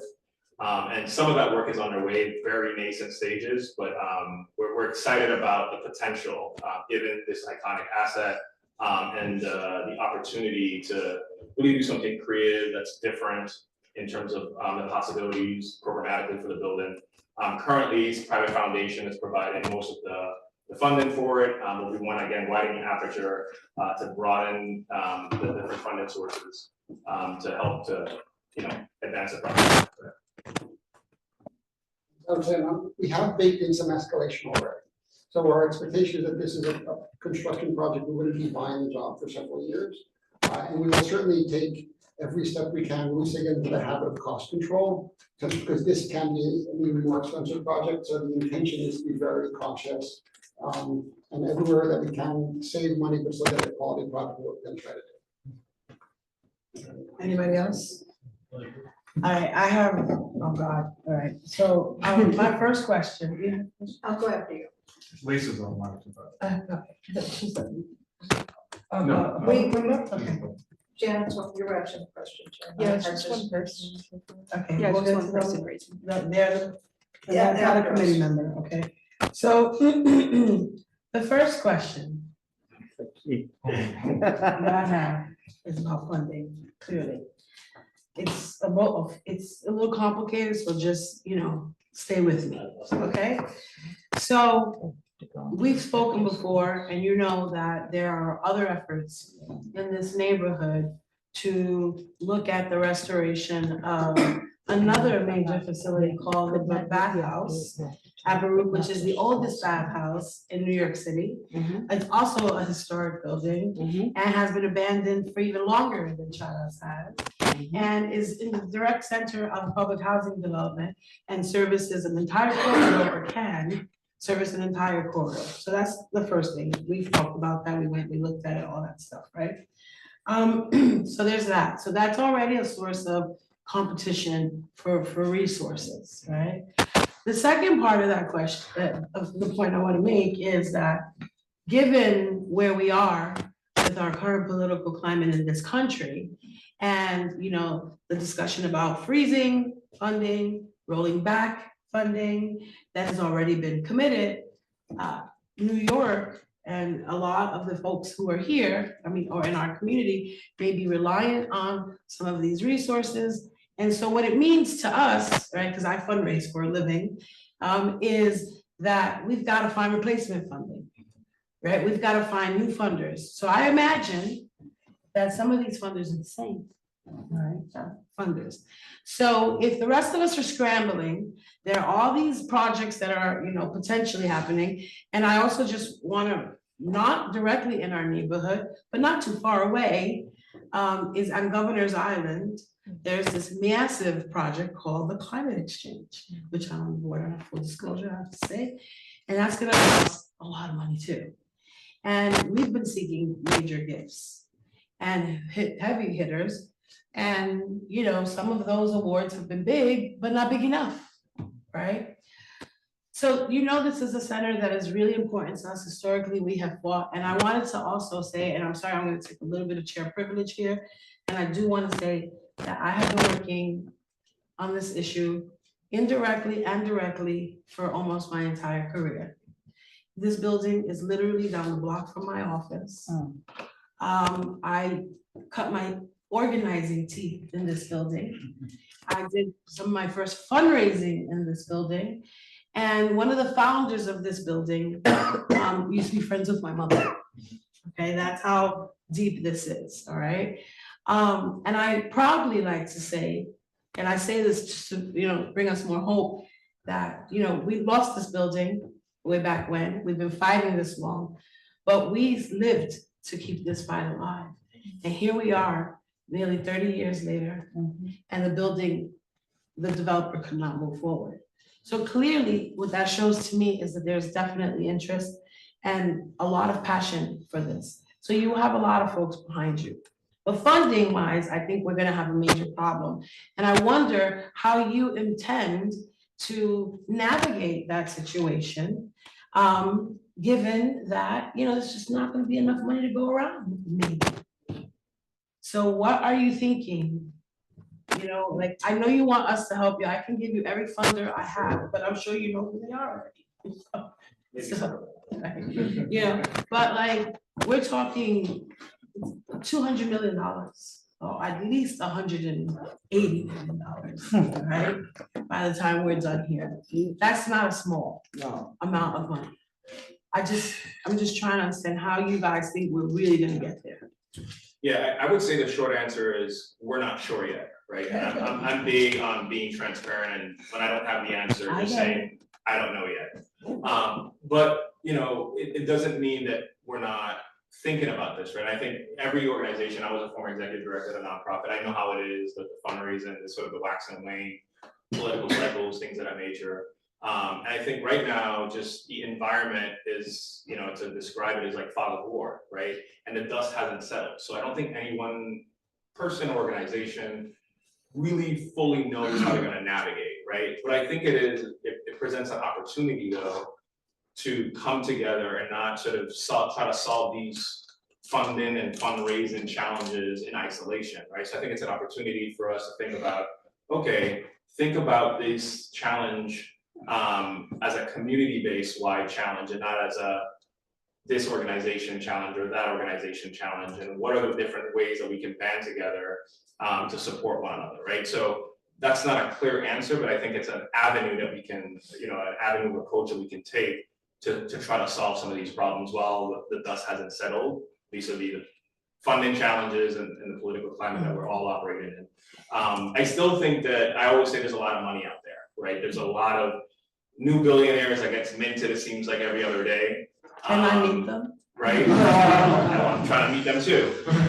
There's a lot of foundations that I think we can be more strategic in holding them accountable to their mission and their values, especially at a time when fundraising challenges are very out in the open and very challenging for a lot of organizations. So I look at it as an opportunity to work together, not in isolation, and operate from an asset-based perspective. Well, I'm glad that you said that, because that's an important, I think, point. We don't want, clearly there's support for this, but there's support for other things. We have a community to serve. We don't want to compete with you for these resources. We already deal with these issues with each other, and we do our best to navigate this field and support, respect what we each do. And so a collective effort, I think, is going to be necessary here to ensure that at all times, in all avenues it doesn't make sense to rob Peter to pay Paul. It doesn't make sense to build a center to help folks and then knock out another one because there's no funding, right? So we've got to think about this sort of like in this broad collective way. So I appreciate that. And I think, any conversations collectively with our community, or at least with the folks that are grappling with these issues, could be really welcome. So I would encourage you to think about that. Absolutely. So just two things just to comment on that. I don't think that we have to rob Peter to pay Paul. I think the money is out there, both on the public side.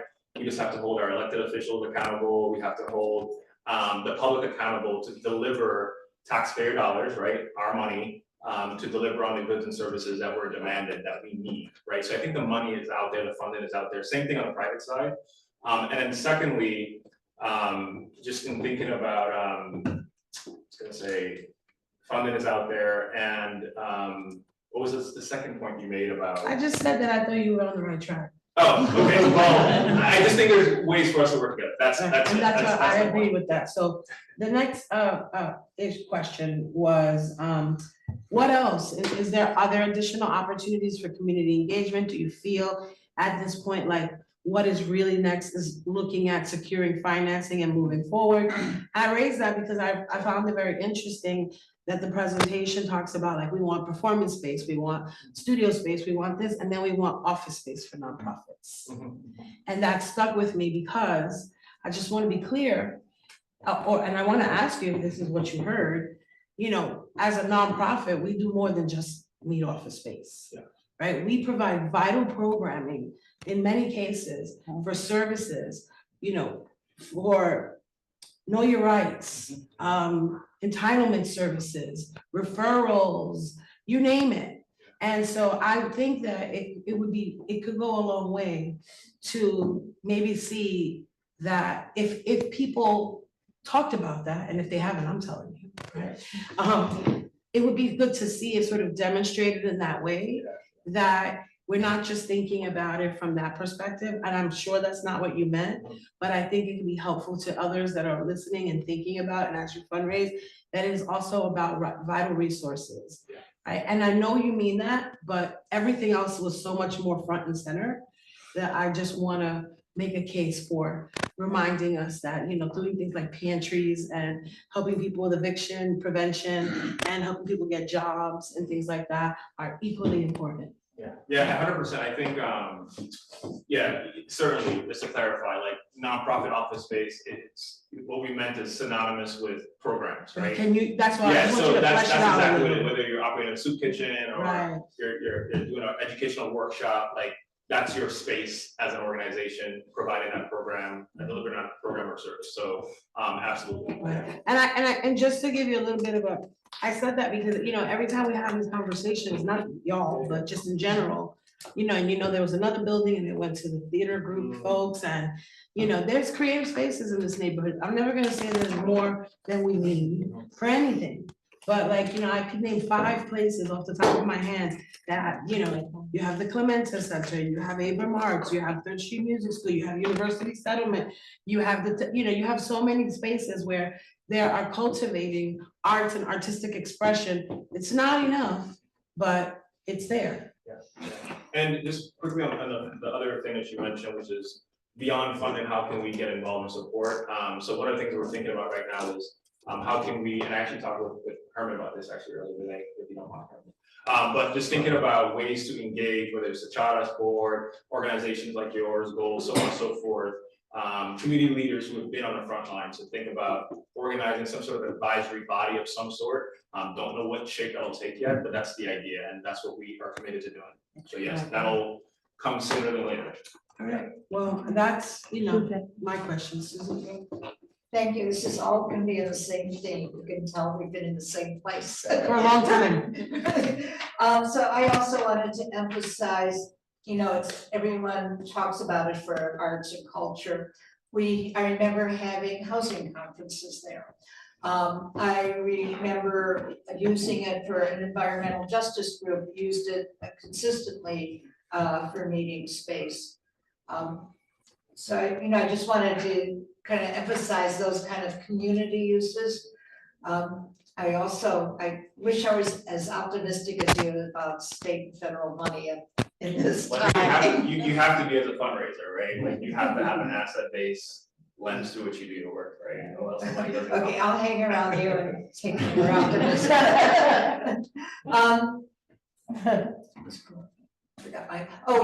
My other point, I keep hearing people talking about housing.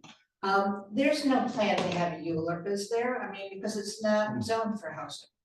Yeah, the building is zoned for community use, and so there's, we put artist housing there with a small segment of people who's like, hey, like where are the artists gonna live, right? And I think about transportation issues, we wanted to just reflect all the voices, the varying voices that we've heard, but there's no plans for housing, and it is zoned for community use. So I just think it's important to manage people's expectations and let them know it's not, can't be used for housing.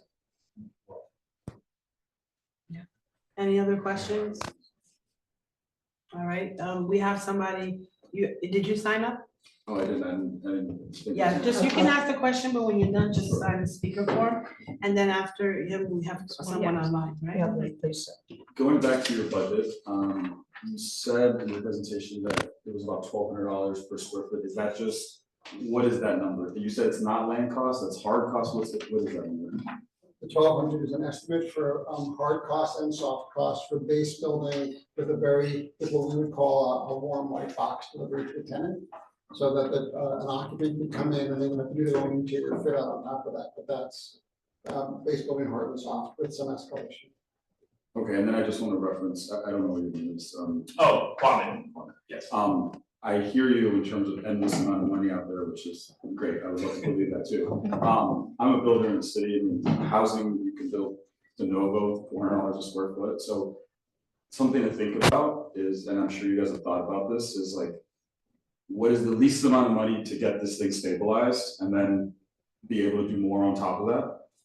Because to me, $1,200 seems like just a lot of money. And I'm sure you guys have gone through every scenario, but it's a lot for a building that already exists. And then the last thing I was going to say is, have you looked at the historic tax credits out there and getting this on the National Register? So I don't know anything about this building, so I don't know the answer. So it is a landmark building. So as a 501c3 tax exempt owner, you cannot benefit from historic tax credits, which is infuriating because they're out there. We would have to do some convoluted structure with a taxable entity, which would then trigger real estate taxes. So as long as it's a tax exempt entity owns the property, you can't get those credits. On the cost, I hear you, and it is a daunting amount of money. The reality is, it would probably be cheaper to build this from scratch than to renovate it, because this is an existing structure. It's a landmark structure, so it's very expensive. And the 1,200 a foot is not gold plated. Currently, the building has nothing. We have to do everything: elevators, electric, and plumbing and distribution. It's huge. The stabilization costs. It's already been a few $1 million that have been spent just for very basic work. The next step, which is going to be substantially more, is really going to hopefully stop things from falling off.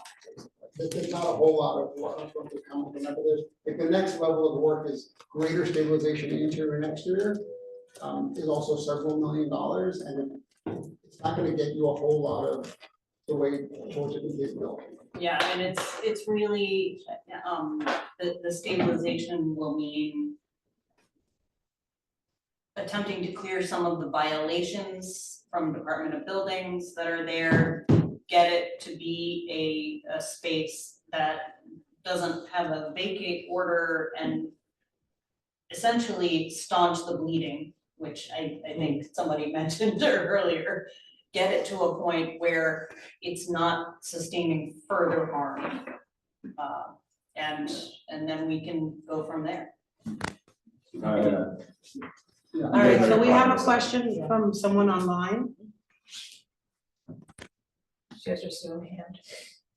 Lisa. I think that's Yeah, we me. can hear you, Lisa. Hi. Oh, okay. Hello.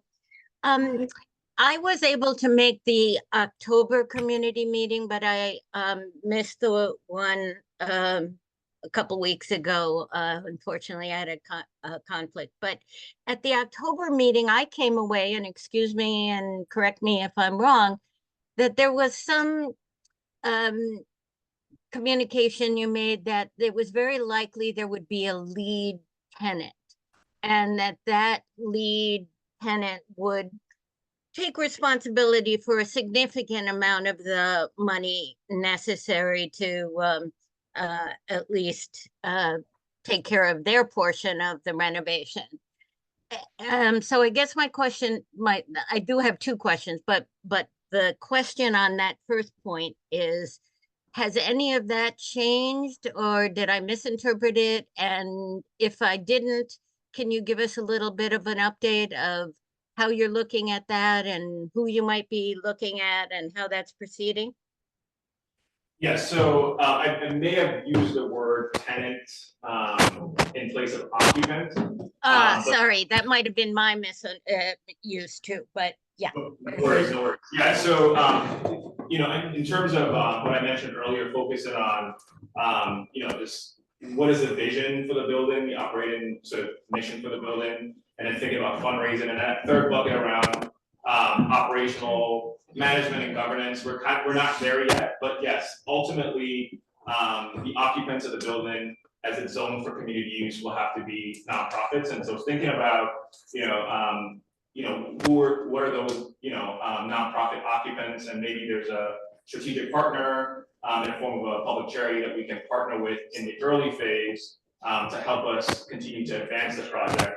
But no determination has been made on that, and that's why we've asked organizations or individuals, if you're interested, to express that on the expression of interest form online. But no determination has been made on that yet. But you're still thinking in terms of maybe having a lead larger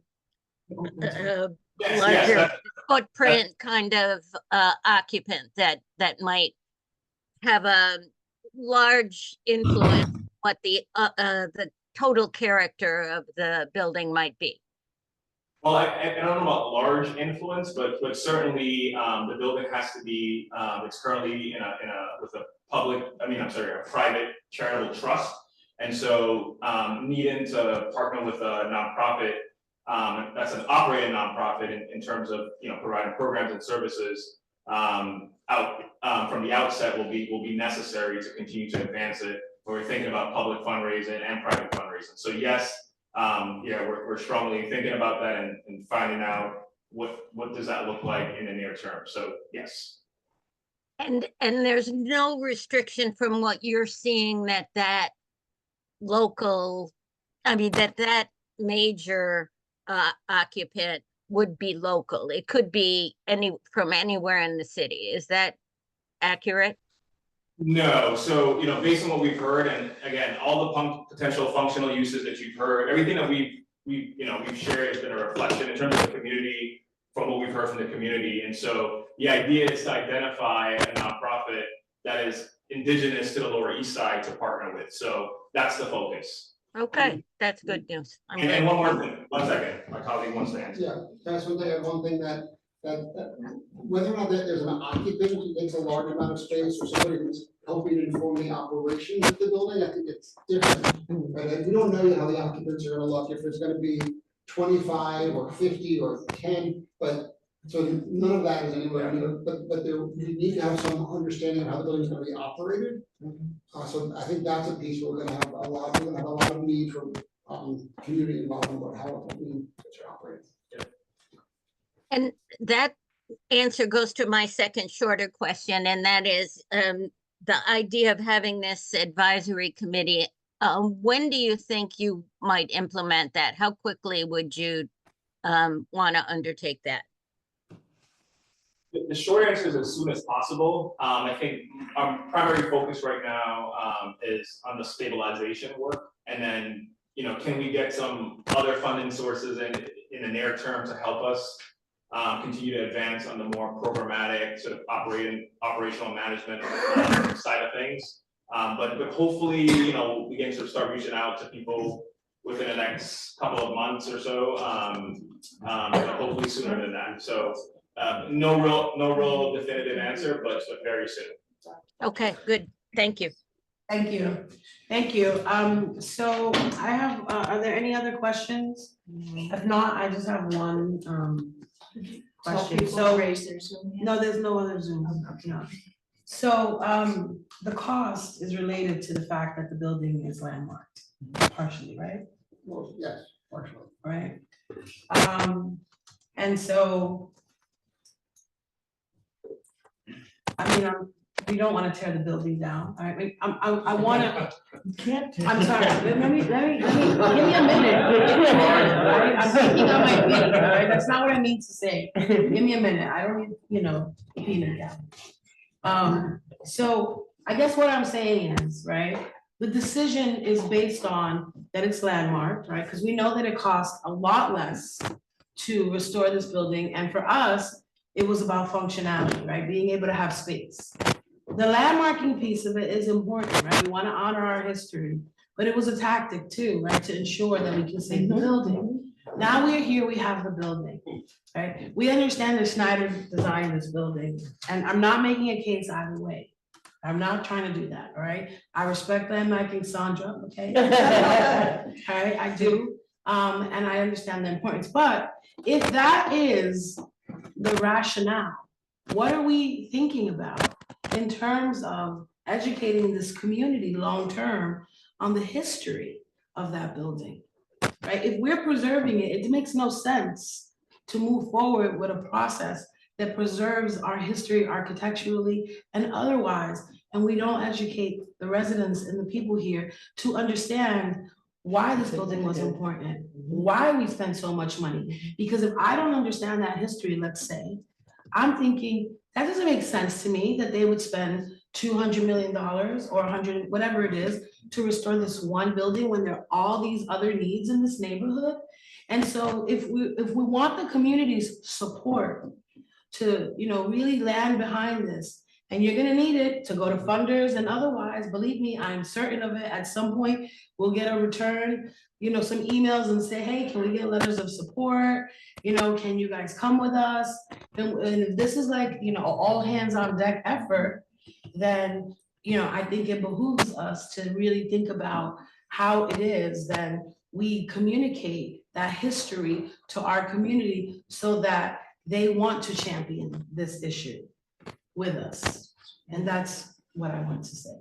Yeah, I think I 100% agree. So I don't care if we do a museum at the bottom, photographs, I don't care what you do. Yeah, but I we gotta think, do I something. think that'll be one of the express functions of the community advisory body, which is to help us think about how do we memorialize the history, the different movements, the activism, all the different things that culminated in preserving this building ultimately as a community asset in perpetuity. So yes, I 100% agree with you, whether that's capturing the oral histories, chinos around, thinking about different projects that we can commission to tell the story, and then have that live inside the building permanently, right? So I think, again, agree with you, and that'll be one of the express functions of the advisory body. Yeah, we should have, what are those called? Those holographic images of Chino speaking. When you walk in the lobby, there should be a holographic image of Chino saying, welcome to China, del Bolillo. With his consent, that'll be a great idea. Okay, so, all right, well, thank you very much for that. Any other questions? Anybody else online? If not, then I want to thank you for coming, all of you, for all the work that you're doing behind the project. I know you've spoken to lots of people in the neighborhood.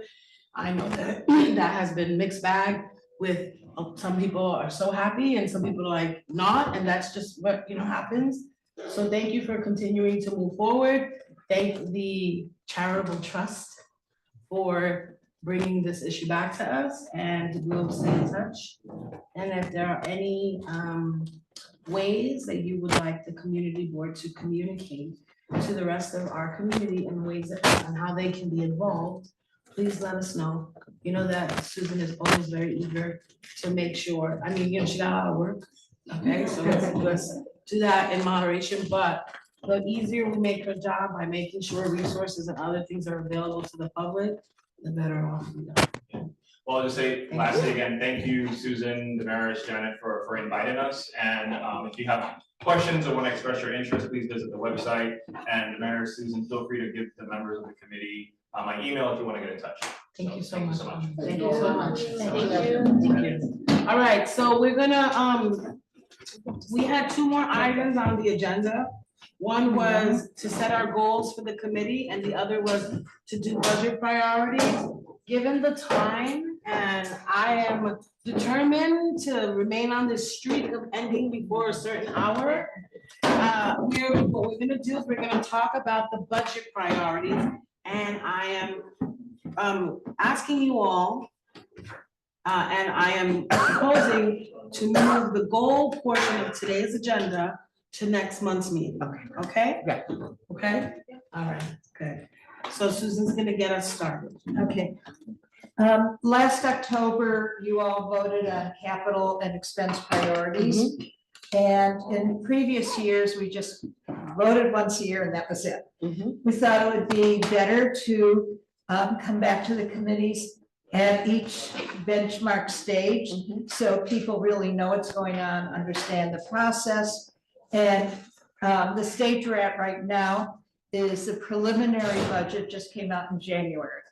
And we are actually being asked to write a letter of comment. I don't know if we want to further advocate for some of the priorities. This committee, I'm going to say, did really well this year. We have never before this year ever got comments like, we support and can accommodate. I couldn't believe it. Wow. Could not believe it. So we have, I think at least two, we'll go through them. One committee had one other, so it's been kind of amazing. So what I did is make copies for all of you of just the priorities for this committee. They're kind of starred. And I'll just briefly go through them with you. Thank you. So the blue are the expense. These are expense. These were the 3 or 4, 5. There's on the second page too. These are the 5 expense priorities from this committee. And you'll see that their formatting is kind of strange. So on the top one, I wrote in what the actual priority was. It was to funding for vacant revenues program for NYCHA. And if you go to the right, you see their response, and which was just absolutely amazing. Agency supports and can accommodate. Wow. Oh my God. Wow. Yeah, I mean, I've been doing this 20 years. This is the first time I've ever seen this. What about remove request? Well, that just we don't means, have to do it anymore. that means don't put, it's Don't put it not in good. there. We told that they changed their wording this year. We told them, doesn't send the right message. It means you don't have to resubmit it. That's again. right, that's right. So the second one was staffing for NYCHA grounds maintenance. And they're saying, do not support, but can address alternatively.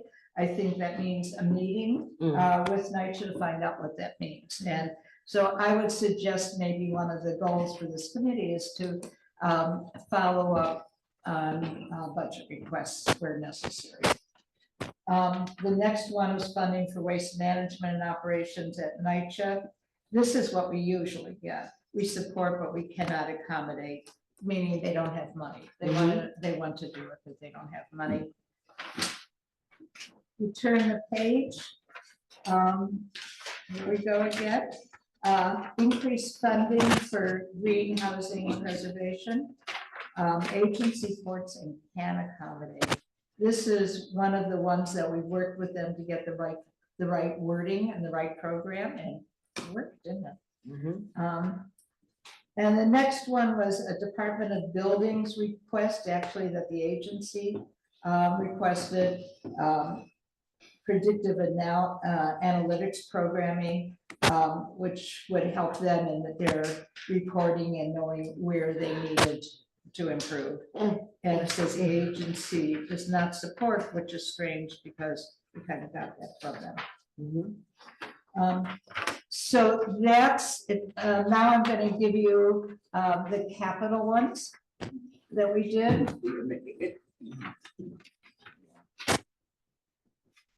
Just provide them.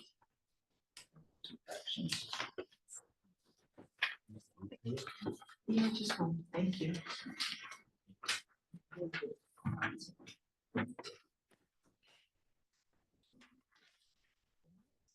More support from accommodate. This was the other one that we worked with them to get the right wording, if you remember.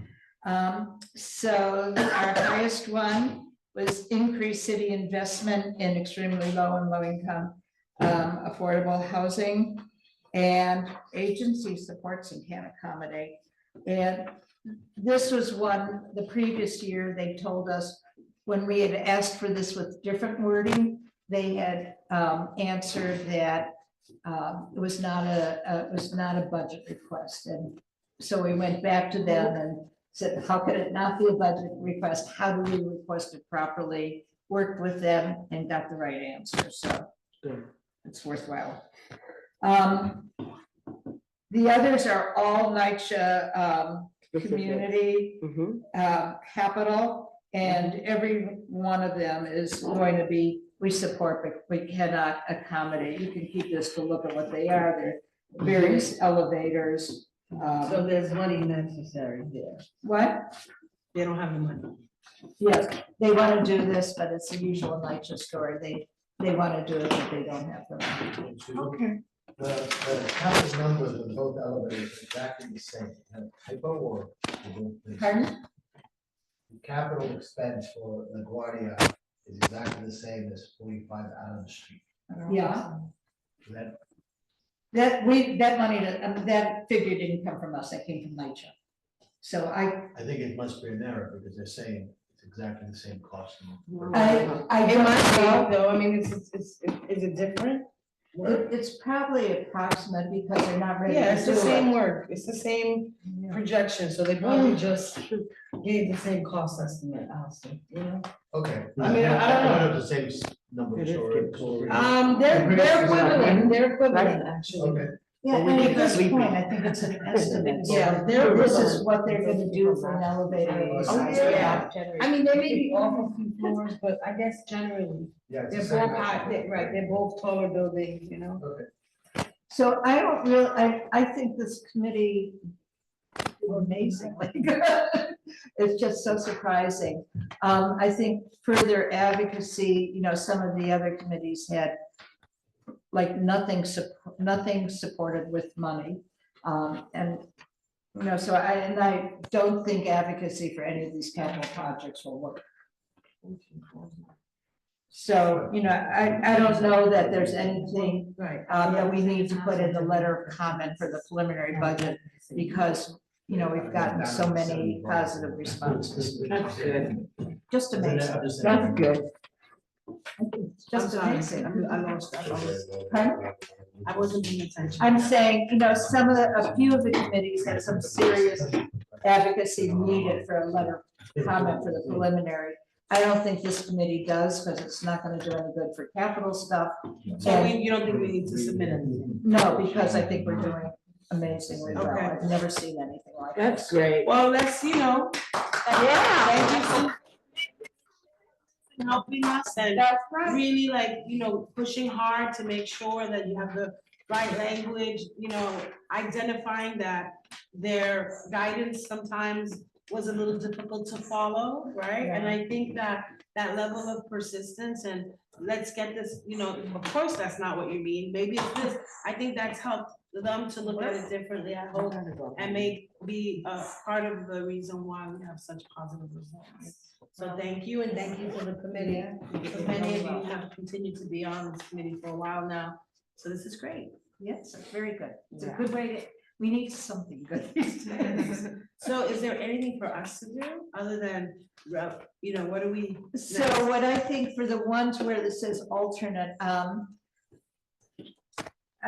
would like to go back to the agency and see how they want to work with us on that. Do they want to come, you know, sometimes they will come to the committee, sometimes they will ask for just leadership meeting to then go back to the committee. So I think we need to do something, but we don't know quite what it is yet. All right, so I mean, I guess that would be with the ones that we, you know, where they, so there's agency does not support, so there's the. But can address the need There's the two alternatively. different, right? So they support, but they can address the need alternatively, and then there is agency supports but cannot accommodate. Well, all of those we know is just money. And Right. this time, I don't know where money Okay. is gonna come from. So we're gonna go back and see how we move But well, forward. certainly for these funding for staffing, for grounds maintenance and building maintenance. Right. Which is really important. Right. Okay, we're good. We can, like you said, we'll put that as a goal for the committee. If you Right. guys Let's wanna work- do that, let's not- I would Yes. suggest Right, that. that, yeah, that'll Yeah, be a so that's goal. one of the goals, so that's the other thing, right? Can you talk to us a little bit about the process that the community board is engaged in right now? And all the committees about around goal setting? Sure, let me get, I can get an example. Thank you. Um, We can come prepared next month, okay? So this all started, the city charter says that community boards must give an annual report. None of them do. When Scott Stringer was borough president, he insisted that every board submit this. He gave us a template, and part of the template for our annual report was committee goals. And then, you know, the next year, what did you achieve in the previous year and what are your goals for the next year? It's really, so we don't have to do it now, but the executive committee thought it would be a good exercise because it really allows you to focus, like to develop your agenda and plan for the, you know, for the coming years, it gives you focus and it allows you to be more productive. So some of the goals, we used to have a lot of planning. Community boards have been taken out of a lot of the planning process. So we used to have goals like, you all remember, many of you remember SPURA. One was to get to that Euler. Another one was the development and RFP for the Seward part, well, for the SPURA, the development. Working with the Chinatown Working Group through its planning process, which kind of fizzled. But not because of this. Begin to review options for NYCHA open space and extra air rights. And a discussion of the impact of NYU growth plan. So those were examples. You don't need more than one or two, maybe, if you know, if that'll do it as far as planning. It doesn't have to be a large number. I would suggest like having a resolution and just raising your hand is not much of a goal. So those are kind of things like, what is it the committee wants to look at for the needs of this community? Okay. I mean, if folks feel particularly compelled at this moment, and you know, you can tell me, if not, we can sit on it a little bit and come back. And maybe be in the same place or in a better position to give suggestions. If we were sitting in it, we could still think about it, right? So it's not just something we. No, we're gonna come back next month. Next month. No, we're gonna come back next month and it's gonna be on the agenda next month. So we will be reminded. Okay. All I'm saying is, in this moment, we can talk, it was supposed to be today. If folks feel like, oh, this is easy, we've got it, but I'd like to think about it a little, and I had some time, but I apologize, I just couldn't give it any attention. But, you know, I think about it. What would you like to see this committee take on as a goal, right? Now, you might remember that a few months ago, I asked the committee to give me suggestions. Please email and give suggestions of things that we could work on because we were having light agendas and we wanted to make the most of our time.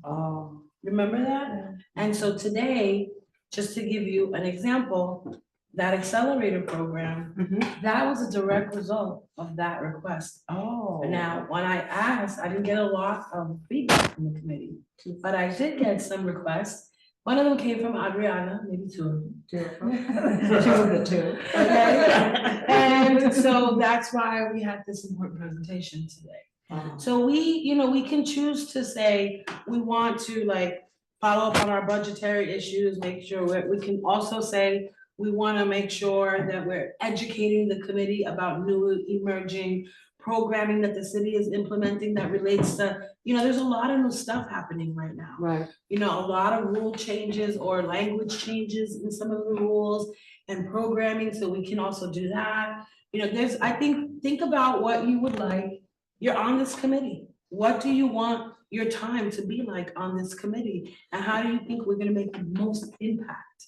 Yes. I have a question. Do we have like an email chain or something? I just curious, like Like if I wanna send a suggestion to you, how could I find it? So then this is the deal, okay? Yeah. Here's the other thing. We still have to be mindful of the sunshine laws. So this is the kind of conversation we can have here. We cannot have this kind of a conversation online. Right. What you can do is, if you have a suggestion that you want us to bring, is you can email it to me and Susan. We just can't have a cross back and forth Right. conversation. Right. You cannot CC the entire group. Right. You cannot conduct a meeting online. That's what it looks like when everybody is CC'd and everybody has an opportunity to respond Right. and comment. It's like an online meeting. That's right. So you have my email. If you don't, it is super easy. It's damaris@goals.org. Goals, GOLES, not goals as an objective, but goals as in go LES, right? Like that's the goals, okay? So you can email me, you have Susan's, and just send your suggestions, your ideas, don't worry about it. It doesn't matter what it sounds like. If you think we should, just don't get upset if when we come, people don't agree, everybody has an opinion, but if you have a goal, an idea, and you think that there's that there could be some traction, present it. Just email it to us. I'd rather have more than not have any. Just to build on, that's the reason when you get emails, everybody's in BCC. Exactly. If you have a majority of the committee on the email CC, you now have a meeting. And it's a private meeting and it violates the open meeting law. Right. That's the real explanation.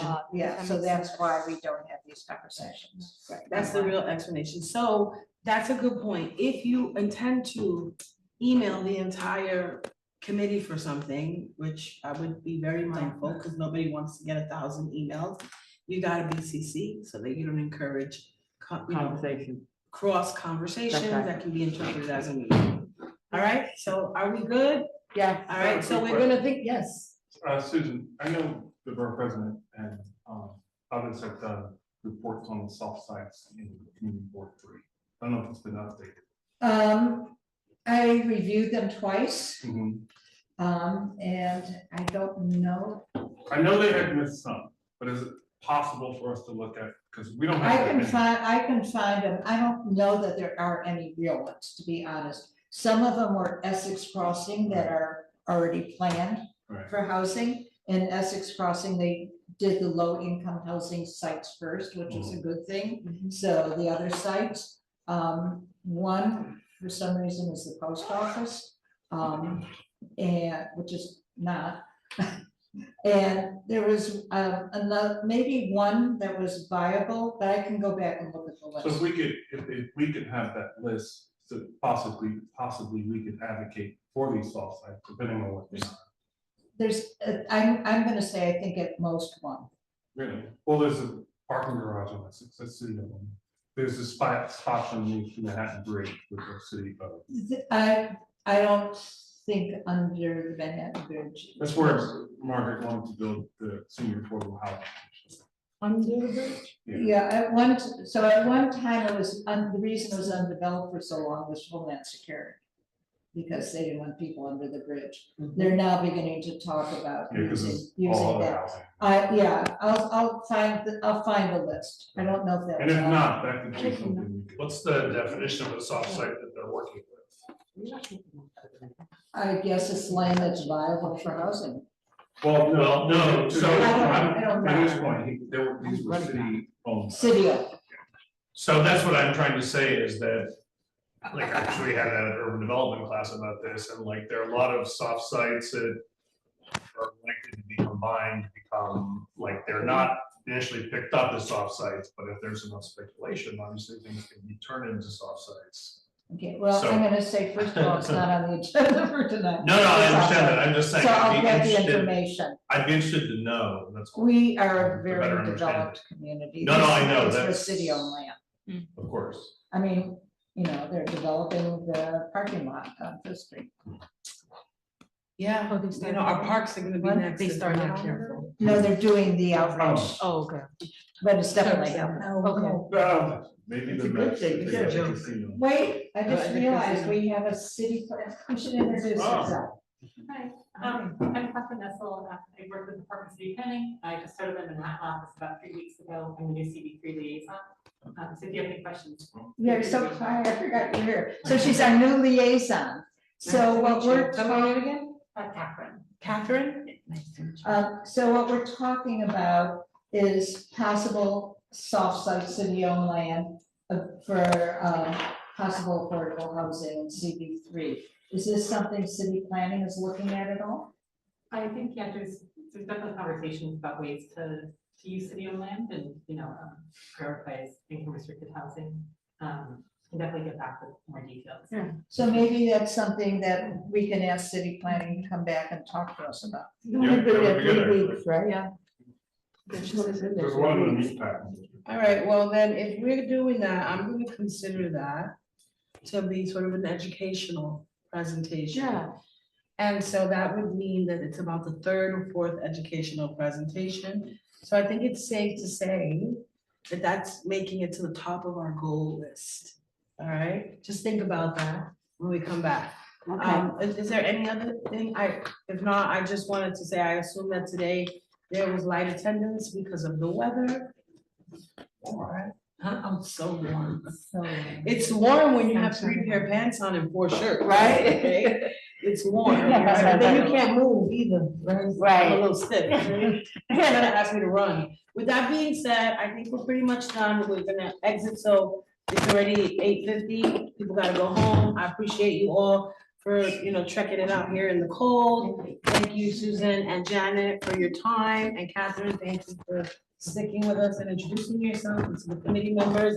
I'll see you next month. All right, Roll call. Right? All right, no, see why? What is that? That's my problem. okay, roll call. Roll call is like a problem. You forget, Every time. Coming, going. Coming and going. I'm sorry. Yes, I'm here. John, Yes. Ariana, yes, Alistair. Yes. Herman. Trevor, Michelle, Molly, Here. Campbell, Raylene, Sandra. yeah. Okay. So Thank now- you. Okay. Good night. All right, what's that?